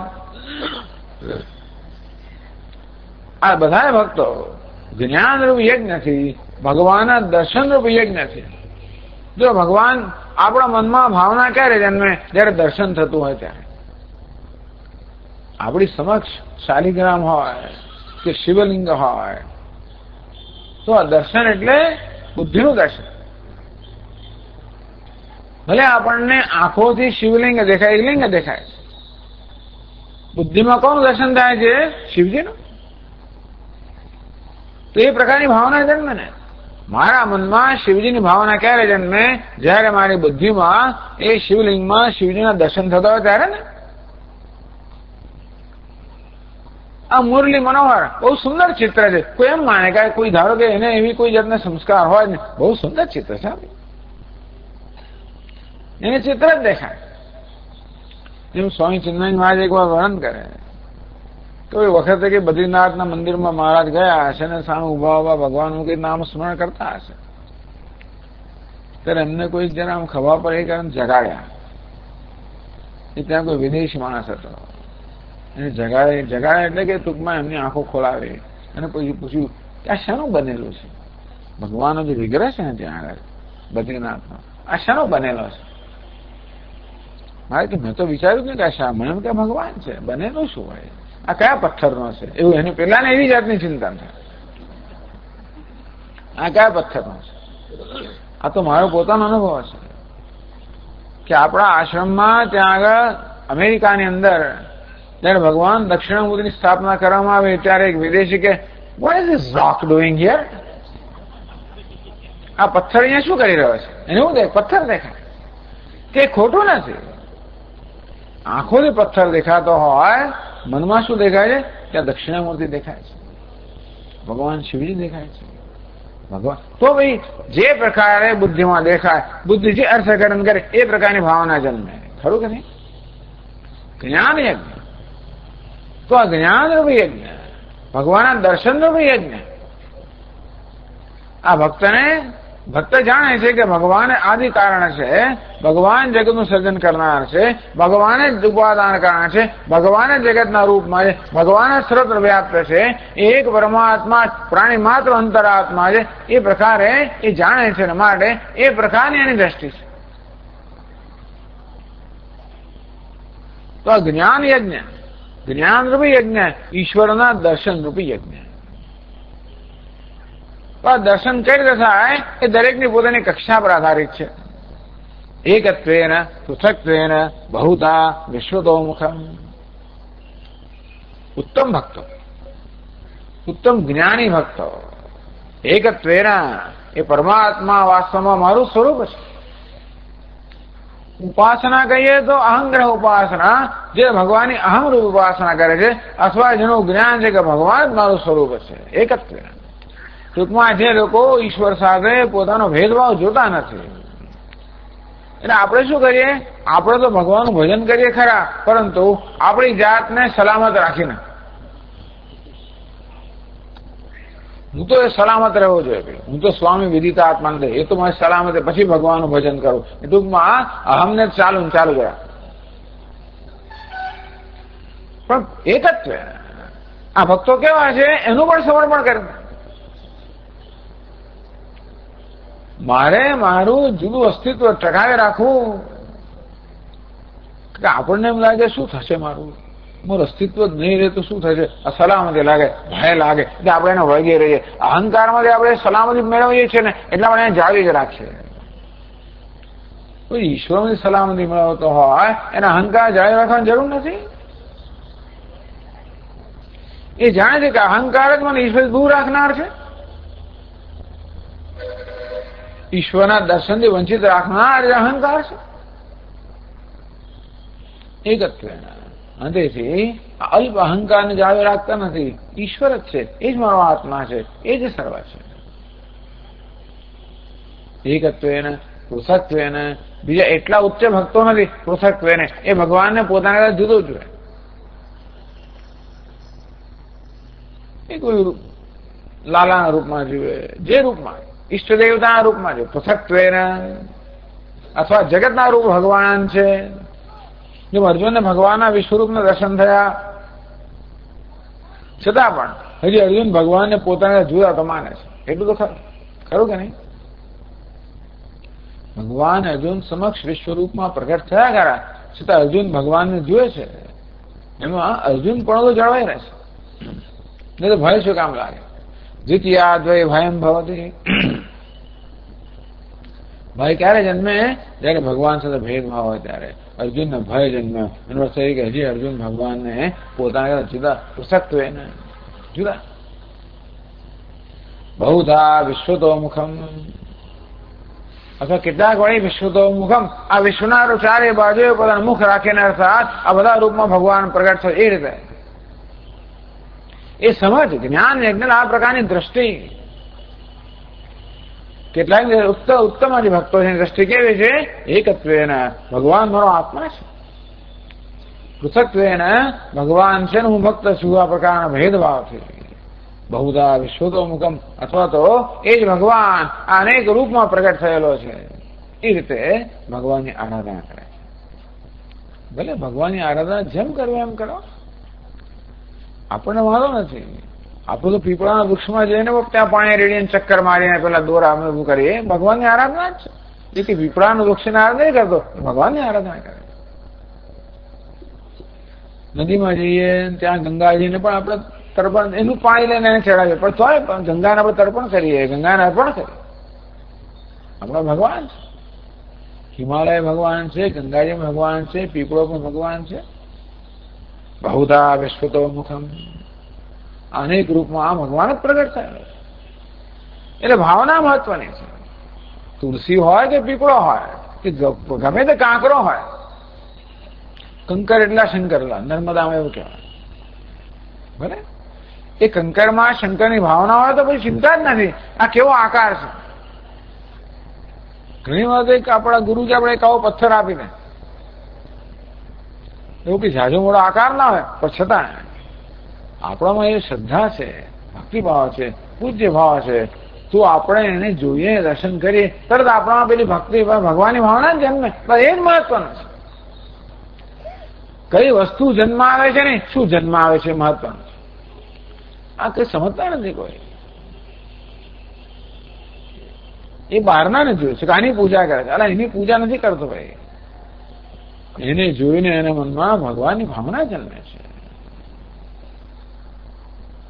એ પથ્થર નથી જોતો, એને ત્યાં ભગવાન દેખાય છે. આ ભગવત ભાવના, આપણા મનને ભગવત આકાર બનાવવો. છેવટે એમ કરતા કરતા મન ભગવત આકારનું જ બની જાય. પેલા પ્રયત્ન કરો, એનું નામ સાધન. પ્રયત્નથી ભગવત આકાર બની જાય, એનું સાધ્ય ભક્તિ. મન તો પેલા મીણ જેવું છે, જે બીબામાં ઢાળી જાય એના જેવું ઢળે. જે નામ રૂપમાં મનને ઢાળે એવું મન બને. તો ભક્તિનો અર્થ એ છે કે ભગવાનના આકારના નામ રૂપમાં સતત મનને ઢાળવું, જેથી એ ભગવત આકાર બને. તો સંસારનો આકાર ધીમે ધીમે દૂર થતો જાય. અઘરું છે જો કે, કારણ કે આ પેલી ધાતુ ક્યારે ઢળે, એની પીગાવીએ ત્યારે ઓગાવીએ, પીગાવીએ ત્યારે એમ ના ઢળે. આ મન કે પીગળતું નથી, બહુ કઠોર થઈ ગયું છે, તે નથી પીગળતું. એટલે બહુ પ્રયત્ન કરો. એમ કરે નરમ થતું જાય જરા. આ રજોગુણ છે, તમોગુણ છે, એ મનને બહુ કઠોર બનાવી દેનારા છે. ધીમે ધીમે દૂર થાય, મન જરા સાત્વિક બનતું જાય, એ ધીમે ધીમે જરા પીગળતું જાય. એટલે પછી ધીમે ધીમે આકાર લેતું થાય. આપણું ધ્યેય શું છે? મન સદા ભગવત આકાર નિત્ય યુક્ત ઉપાસક, સતત ભગવાનમાં જોડાયેલા ભગવત આકારનું મન બની જાય. એટલે આપણું કામ થઈ ગયું. તો આ અગત્યની વસ્તુ શું છે? મન ભગવત આકારનું બને. જે બનતું હોય, અરે દ્વૈત દ્વૈત શું ચિંતા? વિશિષ્ટ જે દ્વૈત માનતા હોય માનો ને ભાઈ, મનમાં ભગવાન છે કે કોણ છે અગત્ય. વેદાંતની લોકો આવા કોઈ વિરોધ નથી કરતા. તૈયાર એમના વિરુદ્ધ એ કોઈનો વિરોધ નથી કરતા. વિશિષ્ટ દ્વૈત ભગવાનનો ભગત શું કે નહીં ભાઈ, કે ખાલી વિવાદ કરનારો છે. અમે દ્વૈતમાં જે માનવું એ માન. તો ભગવાનનું ભજન કરે કે કોનું ભજન કરે? બસ ટૂંકમાં જે વસ્તુ મને ભગવાનનું ભજન કરવા મદદરૂપ થાય, દ્વૈત કહો, અદ્વૈત કહો, વિશિષ્ટ જે હોય તો. આપણા સુરેશ્વરાચાર્ય મહારાજ કહે છે કે ભાઈ જે પ્રક્રિયા હોય, જે આપણને ભગવાનની પાસે પહોંચાડે, મુક્ત કરે, એ યોગ્ય પ્રક્રિયા. એટલે પ્રતિબિંબવાદ છે ને ફલાણ આભાસવાદ જે હોય છોડ, ભગવાનને પકડ. એ ભગવાનને પકડાવડે. આ વાદને પકડવા માટે નથી.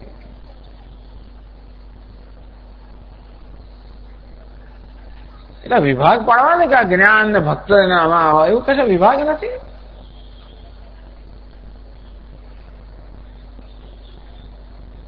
એટલે જ્ઞાની ભક્ત ના હોય અને ભક્ત જ્ઞાની ના હોય એવું કશું હોતું નથી. કે યોગી ના હોય કે એવું કઈ વિભાગ નથી. તો કેવી રીતે ભગવાનની આરાધના કરે છે? વિશ્વતોમુખ ભગવાન કેવા છે? એટલે ભગવાન પોતે વ્યક્ત પ્રગટ કરે છે 4 શ્લોકની અંદર કે કેવો હું સર્વત્ર પ્રગટ, હું સર્વ છું, હું સર્વનો આત્મા છું.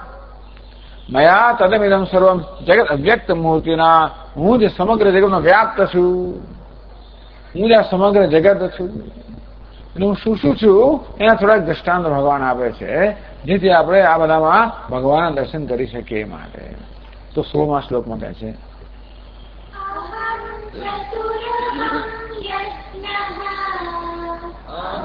ક્રતુરહમ યજ્ઞઃ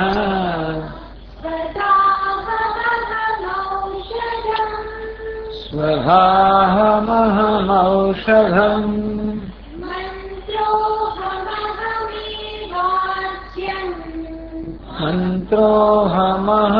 મંત્રોહમહમેવાજ્યમ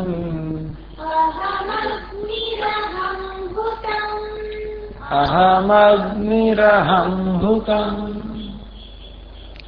અહમ કરતો હું કરતો છું. ટૂંકમાં વેદની અંદર જે યજ્ઞનું આપણને વિધાન કરવામાં આવે કરતો કહેવાય છે. અહમ યજ્ઞ આ સ્મૃતિ ગ્રંથોમાં જેને કહેવાય યજ્ઞ કહેવાય, અથવા ક્રતુ જેમાં શું કહેવાય ને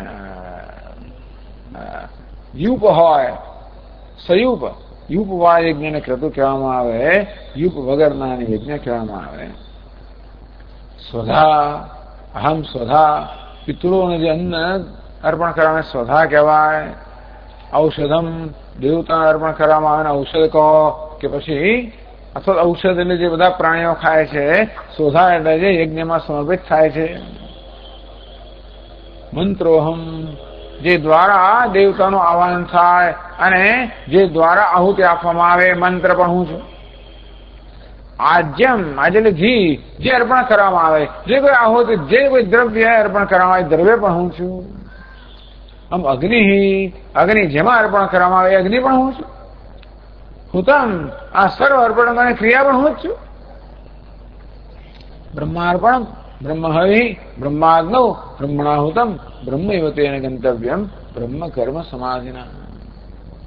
ટૂંકમાં સમગ્ર કાર્ય કારણ જે છે, કર્મ, કર્મફળ, આ બધું હું જ છું. કર્મના બધા અંગો હું છું અને એને પ્રાપ્ત થતું ફળ પણ હું જ છું.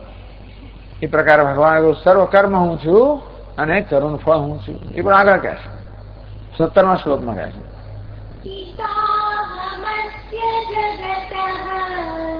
પિતાહમસ્ય જગતઃ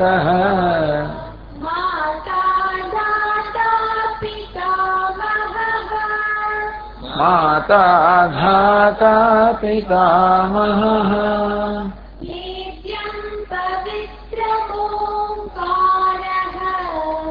વેદ્યં પવિત્રમોંકારઃ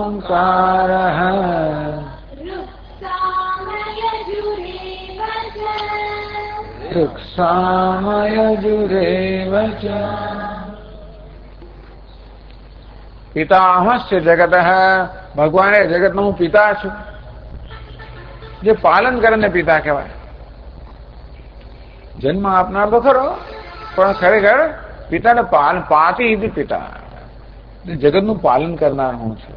પિતા તો શું, જનક તો શું, પાલન કરનાર છું. માતા, પોષણ કરનારને માતા કહેવાય. રક્ષણ કરનારને પિતા કહેવાય, પોષણ કરનારને માતા કહેવાય. બધા પ્રાણનું રક્ષણ કરનાર પણ હું છું, પોષણ કરનાર પણ હું છું. બાકી શું રહ્યું? પિતા પણ એ છે, માતા પણ એ છે. આ પિતા તો સર્વજ્ઞ સર્વશક્તિમાન છે, એટલે આ પેલા પિતા જેવો નથી બિચારો. સામાન્ય પિતા, બાળકને કેમ ઉછળવું ખબર ના હોય, માતા એનામાં ખબર ના હોય. બિચારો પિતા અને માતાનો શું વાંક કાઢે? એ માણસ જ છે ને. છે આખો દાડો પેલું બાળક છોડે જ નહીં, માને છોડે જ ના, તો માં કરે છે. એને બિચારી સિનેમા જોવા જવું હોય, એને મિત્રો સાથે વાતો કરવી હોય, એને ટેલિફોન વાત કરવી હોય, એને ફૂલ ફટ જે કરવું હોય તો કરવું હોય. એ સ્ત્રી તો ખરી જ ને માતા. એટલે આખો દાડો 24 કલાક માતા ઓછી હોય, આ તો 24 કલાકની માતા. એટલો ફેર છે. પિતા એટલે ખરો, પણ કેટલું હવે રક્ષણ કરે, કેટલું પાલન કરે. પિતા માણસ તો ખરો જ ને, એને બીજું બધું કરવાનું હોય. આખો દાડો શું છે, એને છોડ લઈ જાય અંદર. ભગવાન પિતા, હંમેશના પિતા, નિત્ય પિતા. એવું નહીં કે બીજું બધું કરનાર હોય તે વખતે આપણે ભૂલી જવું ને. સતત રક્ષણ કરનાર, સતત પાલન કરનાર, સતત પોષણ કરનાર, સતત વાત્સલ્ય આપનાર પણ એ, નિર્ભય બનાવનાર પણ એ, અને વાત્સલ્ય આપનાર પણ એ. માતા, પિતામહ, પિતાનો પિતા પણ એ. આપણે એમ કે દરેક પિતા કોઈનો પાછો પુત્ર હોય તો ભગવાનનો પિતા ખરો, તો ભગવાન આપના પિતા કોણ? તો કે હું જ પિતામહ, હું જ મારો પિતા. જે સર્વનો પિતા છે, જેને કોઈ પિતાની આવશ્યકતા નથી. પુત્ર કોને કહેવાય? જેની જે ઉત્પન્ન થયો છે, જેનું સર્જન થયું છે. ભગવાન કે હું તો પિતા છું, એટલે કે નિત્ય પિતા, જેનું સર્જનની આવશ્યકતા નથી, એવો પિતા હું છું. પિતામહ એટલે કે પિતાનો પિતા પણ હું. દાદા હું છું. દાદા હંમેશા પ્રેમ કરનારા હોય, લાડ લડાવનારા હોય. પિતાને સમય ના હોય. સામાન્ય બાળક છે ને, પિતા તો યુવાન હોય, એને 1000 વસ્તુ કરવાની હોય ને, વેપાર ધંધો કરવા, નોકરી, અનેક જાતના ટેન્શનો બધું હોય ને, પેલું કરે. બહુ બાળક આખો દાડો પેલું વળગ કરે, સમય નથી. પિતાને પોતાના બાળક માટે બહુ સમય નથી હોતો. એ જયારે દાદો બને નિવૃત્ત થયો, દુનિયાએ જયારે એને ઘડ્યો અને ત્યારે પછી ઓલું બાળક છે એની પ્રત્યેનો ભાવ જુદો જ હોય છે. બાકી કોઈ અહીં નજીક ફરકી ના શકે. તો બાળક શું, નાનું બાળક એના માથા પર ચડી જાય, ખભા પર ચડી જાય, વાળા ખેંચે, દાઢી બધું કરે, મૂછો ખેંચે, બધું કરે. બાકી કોઈ હિંમત નથી એની 6 ઇંચ એના 1 ફૂટ નજીક પણ જાય એવી હિંમત નહીં. આ બધું જ કરે, બધા પ્રકારની છૂટ લે. દાદા ઘોડો ને ટંગોરો ને બધું જ એટલે બધી છૂટ આપે ભગવાન, બધી છૂટ આપે. દાદા તો ઘોડો બની જાય, નોકરે બની જાય, તો ભગવાન બની જાય, નોકર બની જાય, આપ બને પ્રભુ નાઈ પણ બની ગયા, બધું બની જાય. કારણ કે એને જેને પોતાનો કોઈ એજન્ડા જ નથી, પોતાનો કોઈ પ્રયોજન જ નથી. પિતા હું છું, માતા હું છું, પિતા હું. ટૂંકમાં આ પ્રકારે ભગવાનની આરાધના કરી શકાય. આપણી સંસ્કૃતિમાં બધી ભગવાનની આરાધના છે ને. પિતાના રૂપમાં ભગવાનની આરાધના, માતાના રૂપમાં આરાધના, પિતામહના રૂપમાં આરાધના. ધાતા, ધારણ કરનાર, પોષણ કરનાર, કર્મફળ પ્રદાન કરનાર, બધું જગતમાં વ્યવસ્થા સાચવનાર. વેદ્યમ, વેદ્ય અર્થાત જીવનો જાણવા યોગ્ય છે. ભગવાન કે હું જ વૈદ્ય છું. વેદૈ સર્વૈ અહમેવ વેદ્ય. ભગવાન કે જીવનમાં જાણવાનું છે એ હું છું. એ જાણેલું જીવન સાર્થક છે, ન જાણેલું જીવન નિરર્થક છે. પવિત્રમ, પાવન કરનાર. ગંગા કહો, ગીતા કહો, ગાયત્રી કહો, પાવન કરનાર, કે પુણ્ય કર્મ કહો, કે અંતઃકરણ શુદ્ધ કરનાર, ભગવાન કે હું જ છું. જગતમાં જે કે વસ્તુ પવિત્ર કરનાર છે ભગવાન કે પણ હું જ છું. ઓમકાર હે, ભગવાનની પ્રાપ્તિનું સાધન ઓમકાર, પ્રણવ. વૃક્ષામ યજુરેવ છે. આ સાધનનું નિરૂપણ ક્યાં થાય છે? વેદમાં. તો પ્રમાણ વેદ છે. ઋગ્વેદ, યજુર્વેદ, સામવેદ, ચકારાત, અથર્વણ વેદ. વેદ પણ હું છું. વેદ તો ભગવાનનો વાંગમય અવતાર છે. આ વેદો પ્રતિપાદન કરે છે ઓમકારનું. સર્વ વેદા યદ પદમાવનંતી તપાગુંસી સર્વાણી યદ વદંતી યદ ઇચ્છંતો બ્રહ્મચર્યમ ચરંતી તત્તે પદમ સંગ્રહેણ બ્રવીમિ ઓમ ઇત્યેતત. બધા વેદોનું પ્રતિપાદન કરે એ પ્રણવ પણ હું છું. પ્રતિપાદન કરનાર વેદ પણ હું છું. જેનું પ્રતિપાદન થાય તે પણ હું છું. વેદોનું પ્રતિપાદ્ય વેદ્ય વિષય પણ હું, જેનાથી પ્રતિપાદન થાય ઓમ કે મંત્ર પણ હું, એને પ્રમાણનું વેદ પણ હું, બધું જ હું. પછી આગળ કે 18મા શ્લોકમાં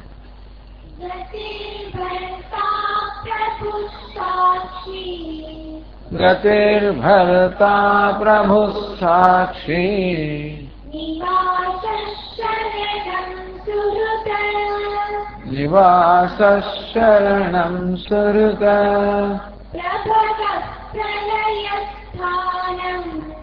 પ્રભવ પ્રલય સ્થાનમ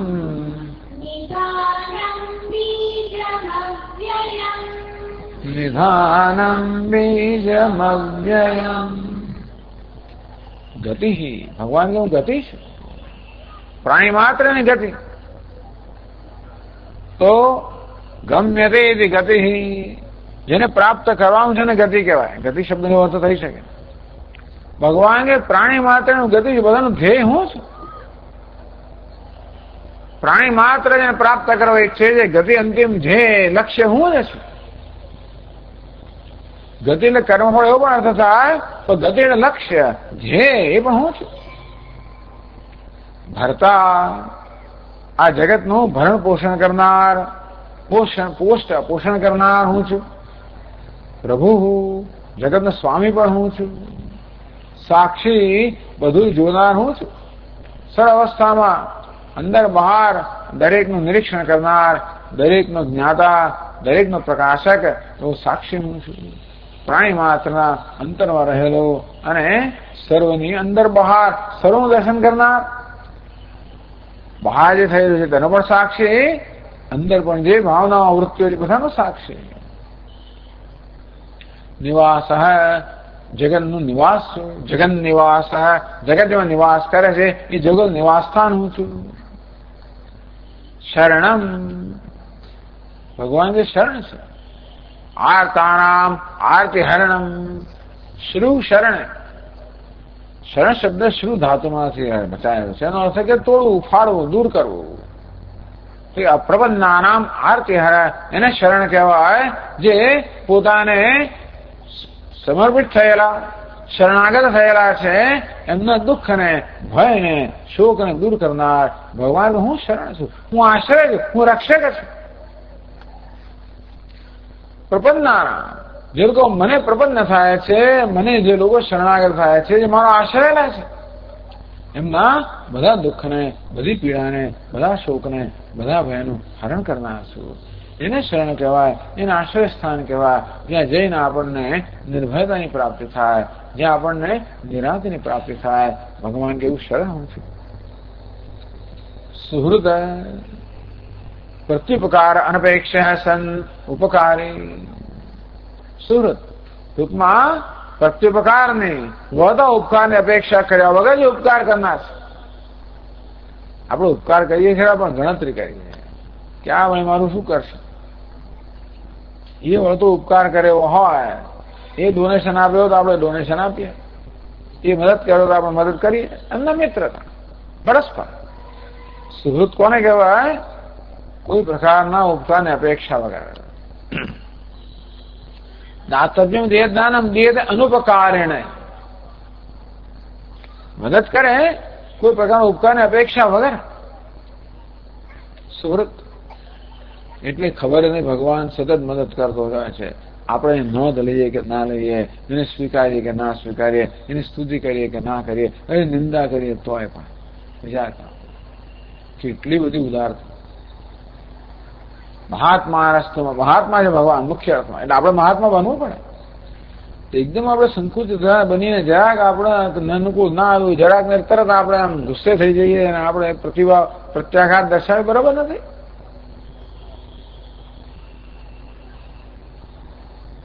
સુહૃદ પ્રભવ પ્રલય સ્થાનમ. પ્રભવ જગતની ઉત્પત્તિ કે ઉત્પત્તિ કરનાર, પ્રલય જગતનો પ્રલય કે પ્રલય કરનાર, સ્થાનમ જગતને સ્થિતિ પ્રદાન કરનાર અર્થાત સર્જક, પાલક અને લય કરનાર, નિધારમ હું તો ખજાનો છું જેમાં સમગ્ર જગત રહેલું છે. બીજમાં વ્યયમ આ જગતને ઉત્પન્ન કરનાર અવ્યય બીજ છું, અર્થાત જેનો ક્યારે પણ નાશ થાય એ પ્રકાર, નાશ ન થાય એ પ્રકારનો બીજ છું. આ સામાન્ય બીજ કેવું છે? છોડને ઉત્પન્ન કરીને પોતે નષ્ટ થઈ જાય.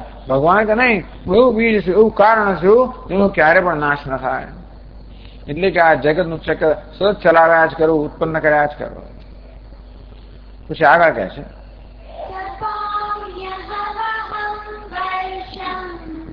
તપામ્યહમહં વર્ષમ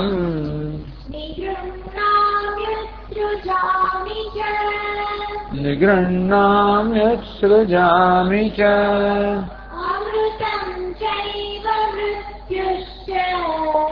અમૃતં ચૈવ મૃત્યુશ્ચ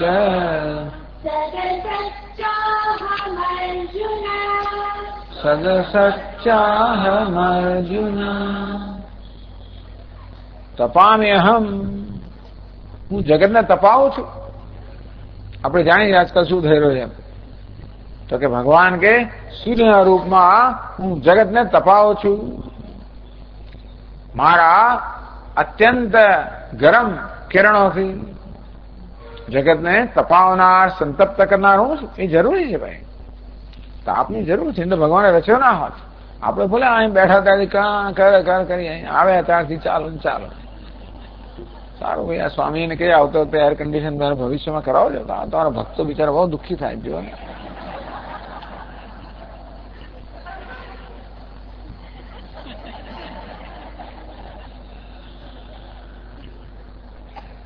એ કરનાર ભગવાન જ છે, તપાવનાર ભગવાન છે. ભગવાન જે કરે એની પાછળ કારણ હોવું જોઈએ. નિષ્કારણ કશું કરે નહીં. એ સર્વજ્ઞ છે, બધું જાણનાર છે અને ભાઈ બધો ઉપકાર જ છે. ટૂંકમાં બધું જાણનાર હોય પણ જાણી જોઈને આપણે પીડા કરનારો હોય તો જુદી વાત છે, પણ નહીં, એને આગળ કહ્યું કે હું સુહૃદ છું, અર્થાત ઉપકારની અપેક્ષા રાખ્યા વગર ઉપકાર કરનાર છું. ટૂંકમાં તપાવીને પણ ઉપકાર જ કરતો હોય માની લઈએ આપણે. બહારનો સંતાપ કહો, અંદરનો સંતાપ કહો, બધું તપાવી. બહાર સંતાપ આપનાર મળે, અંદર સંતાપ આપનાર મળે કે તપે તો જ વસ્તુ છેવટે ધીમે ધીમે વળતી થાય. તપે તો આગળ એનો, હવે તો કંઈક જરા એ બીજું રૂપ તો અલંકાર બનાવે ઘરેણામાં સુવર્ણમાંથી તો તપાવવું તો પડે ને, તો જ ચોખ્ખું થાય.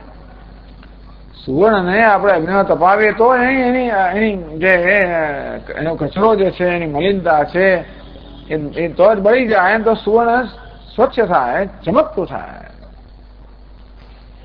તેમાં તપવાનું કારણ એ જ છે, અહીંયા સ્વચ્છ બનીએ, ચમકતા બનીએ.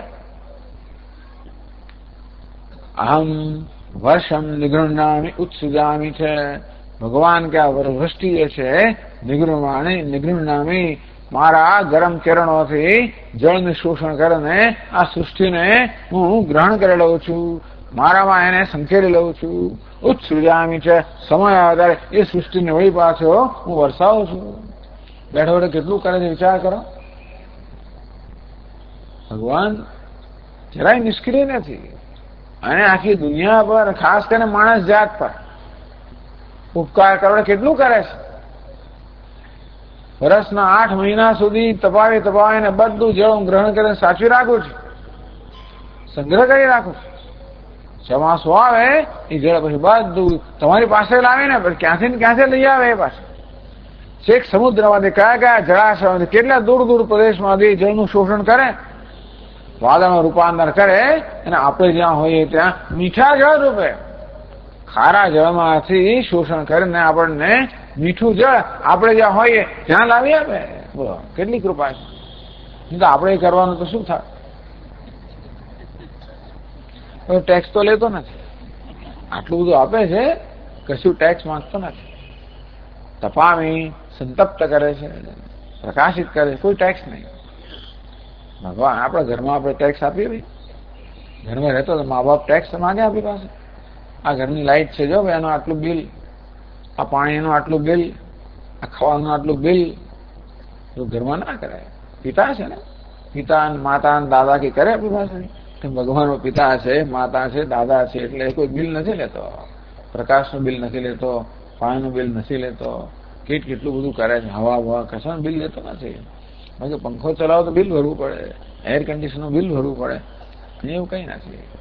તપામી હમ વર્ષમ નિગૃહ્ણામી ઉત્સુજામી છે સમયસર. તો વર્ષા ક્યારે કરે? જરૂર હોય ત્યારે જ કરવા છે. ઉત્સુજામી છે.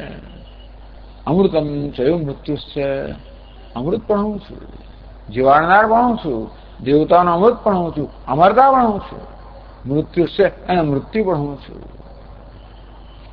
ભગવાન મૃત્યુ ના બને તો કેવું સારું થાય.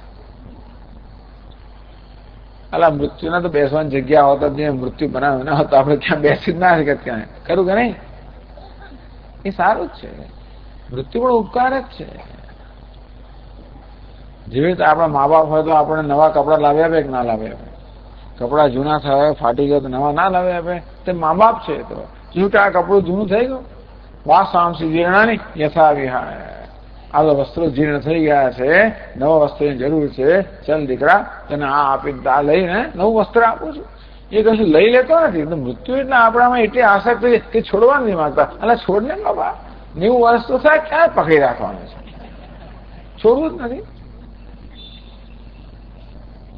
એટલે ઘણી વાર માં પછી પેલો કપડા ના કરતો બળજબરી કઢાવી લે, નવા વસ્ત્ર કપડા પહેરાવે, એવું કરે ને ઘણી વાર. બહાર લઈ જવા તો પેલો છોડે જ નહીં. કદાચ આપણે લાગે બળજબરીથી લઈ લીધું, પણ એની પાછળનો હેતુ એક જ છે, નવા કપડા આપવા. 90 વર્ષ કે 9 વર્ષ એને જે યોગ્ય લાગે એ કરે. મૃત્યુ છે, મૃત્યુ ભગવાન છે. દુનિયાની કોઈ સંસ્કૃતિ આવું નહીં કે મૃત્યુ ભગવાન છે. મૃત્યુ ભગવાન છે. મૃત્યુ સર્વહરશ્ચાહમ, બધું હરણ કરનાર મૃત્યુ પણ હું છું. અમૃતમ છે મૃત્યુ છે, દેવતાઓને અમરતા પ્રદાન કરનાર અમૃત પણ હું છું, અને મર્ત્યને મારનાર મૃત્યુ પણ હું છું. સદા સચ્ચાહમાં કોઈ ભગવાનમાં કે આવું કહે નહીં. ભગવાનની મૃત્યુ તો ભગવાનને ડર લાગે, અમારા ભક્તો શું માનશે મારા માટે. કોઈ ભગવાન એવું કે બધા લોકો સારું સારું જ કે આ ભગવાનને એવું કે ચિંતા જ નહીં, બધું જ હું જ છું. તો ભક્તો પછી મારા પછી જતા રહેશે તો હું કહીશ કે મૃત્યુ પહોંચતો હવે ભગવાન ના જોઈએ. ના ના, એ જોઈએ, એ પ્રકારની વૃત્તિ બુદ્ધિ પણ અમને આપીશું. એને ખાતરી છે કે મૃત્યુ મારું દર્શન કરી શકે. એનું નામ મહાત્મા, જે કશાનો તિરસ્કાર ના કરે. સદ સચ્ચા અર્જુના, હે અર્જુન, હું સત પણ છું, અસત પણ છું, કાર્ય પણ છું, કારણ પણ છું, સ્થૂળ પણ છું, સૂક્ષ્મ પણ છું, જે પ્રત્યક્ષ છે, પરોક્ષ છું, પ્રત્યક્ષ પરોક્ષ જે કંઈ છે એ સર્વ હું છું. આ રીતે બહુધા વિશ્વતોમુખમ, ભગવાન સર્વત્ર વિશ્વતોમુખમ, સર્વત્ર મુખ કરીને અથવા સર્વ રૂપમાં ભગવાન જ રહ્યો છે. એ ભગવાન પોતે સર્વાત્મતા, હું સર્વના આત્મા છું. આ કહ્યું ને, મયા તતમિદમ સર્વમ જગત અવ્યક્ત મૂર્તિના, આ જગતનું સર્વત્ર વ્યાપ્ત છું. તો કયા કયા રૂપમાં વ્યાપ્ત છે અને કેટલાક દ્રષ્ટાંત ભગવાન આપ્યા. આ રીતે આપણે આરાધના કરી શકીએ. આ બધા રૂપમાં ભક્તોની આરાધના કરે છે. દરેક પોતાની અનુકૂળતા પ્રમાણે, દરેક પોતાની ક્ષમતા પ્રમાણે ભગવાનની આરાધના કરે છે. જ્યાં સુધી ભગવાનની નિષ્કામ આરાધના થાય ત્યાં સુધી એ આરાધના આપણને ભગવાનને પ્રાપ્ત કરાવનારી છે. આપણે કઈ અવસ્થામાં છે મહત્વનું નથી. આપણે માટે ભગવાન સુધી મહત્વનું એ મહત્વનું છે. તો ધીમે ધીમે ધીમે અંતઃકરણ શુદ્ધિ થતા થતા આપણે છેવટે ભગવાનને આત્મરૂપ પ્રાપ્ત કરી શકશું. અને જે કોઈ કક્ષા હોય, આપણે ભગવાન ભક્ત છે અને ભગવાન આપણો સૌથી મહત્વનો છે. ભગવાનની આરાધના કરવાનો પ્રયત્ન કરીએ છીએ આપણી રીતે. એમ કરતા મંદમાંથી મધ્યમ, મધ્યમાંથી ઉત્તમ ભક્ત આપણે બનીએ અને ભગવાનને પ્રાપ્ત કરીએ. માટે આરાધના માટે ભગવાને પોતાની વિભૂતિનું આ પ્રકારે વર્ણન કર્યું. ઓમ પૂર્ણમદ પૂર્ણમિદમ પૂર્ણાત પૂર્ણમુદચ્યતે પૂર્ણસ્ય પૂર્ણમાદાય પૂર્ણમેવાવશિષ્યતે. ઓમ શાંતિ શાંતિ શાંતિ. શંકરં શંકરાચાર્યં કેશવં બાદરાયણં સૂત્રભાષ્યકૃતૌ વંદે ભગવन्तौ પુનઃ પુનઃ.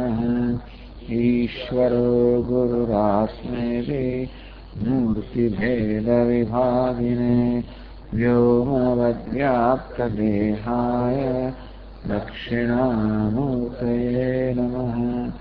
ઓમ શાંતિ શાંતિ શાંતિ.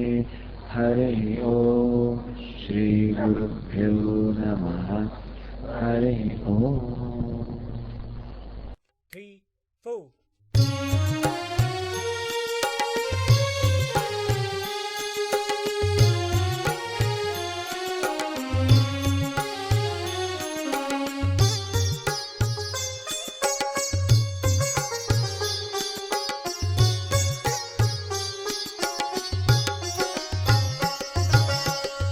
नमन करूं मैं गुरु चरणा, नमन करूं मैं गुरु चरणा, नमन करूं मैं गुरु चरणा, नमन करूं मैं गुरु चरणा, भवभय हरणा वंदित चरणा, भवभय हरणा वंदित चरणा, भवभय हरणा वंदित चरणा, भवभय हरणा वंदित चरणा, नमन करूं मैं गुरु चरणा, नमन करूं मैं गुरु चरणा, प्रणत जन तरण शुभ चरणा, प्रणत जन तरण शुभ चरणा, प्रणत जन तरण शुभ चरणा, प्रणत जन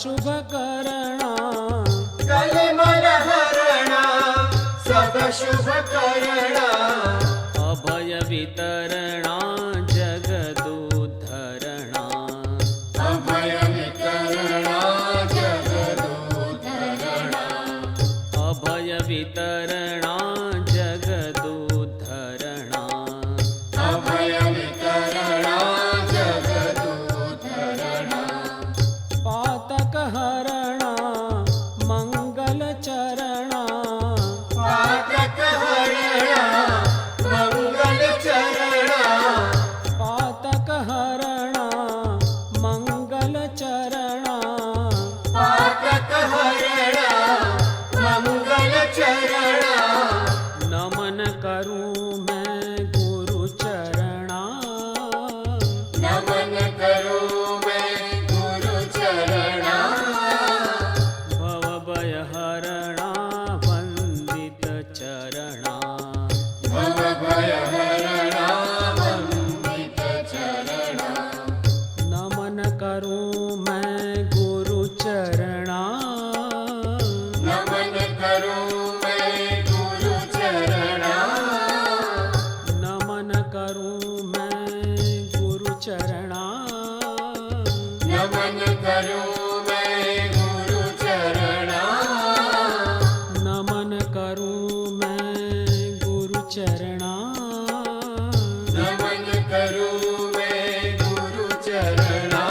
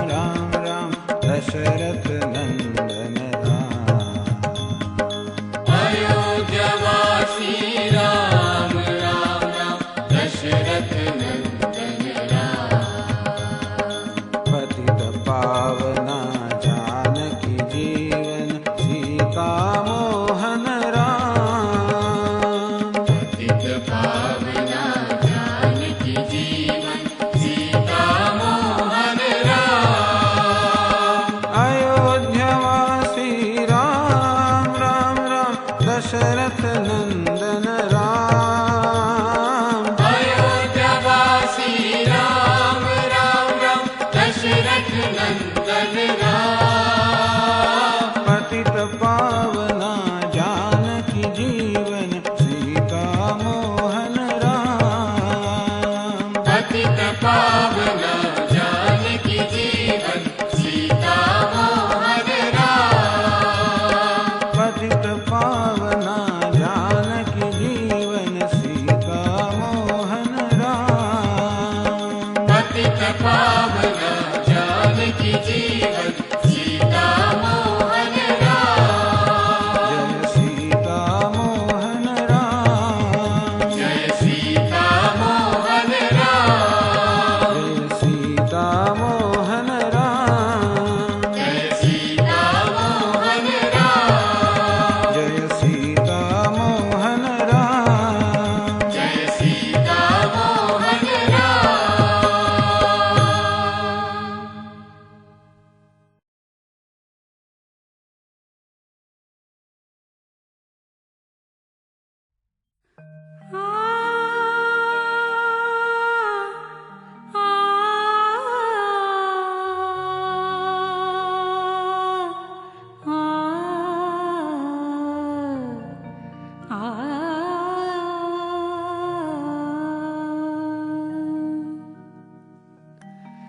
नटवर नंदलाला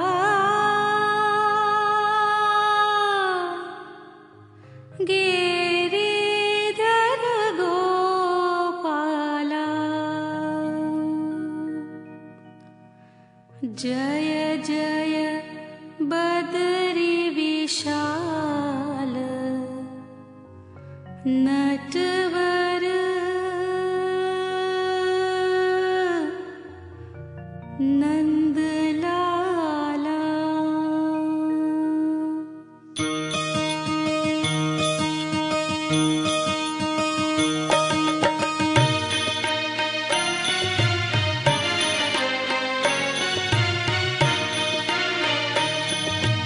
जय जय बदरी विशाल नटवर नंदलाला।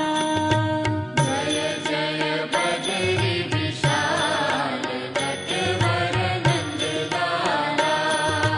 जय जय बदरी विशाल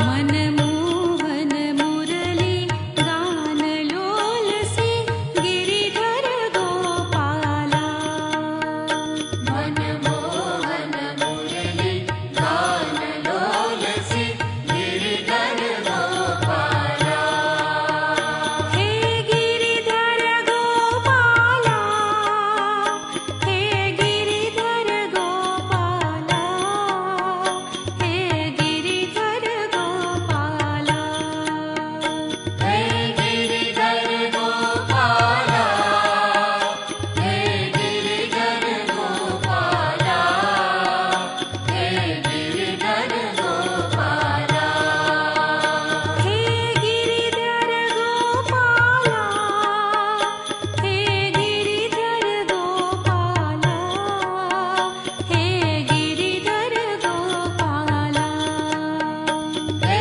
गिरिधर गोपाला हे गिरिधर गोपाला हे गिरिधर गोपाला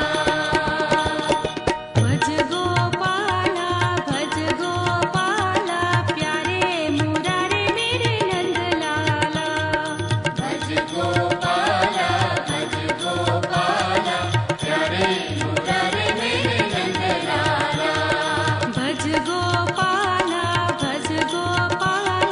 प्यारे मुरारे मेरे नंद लाला भज गोपाला प्यारे मुरारे मेरे नंद लाला नंद लाला नंद लाला नंद लाला मेरे नंद लाला नंद लाला नंद लाला नंद लाला मेरे नंद लाला नंद लाला नंद लाला नंद लाला मेरे नंद लाला नंद लाला नंद लाला नंद लाला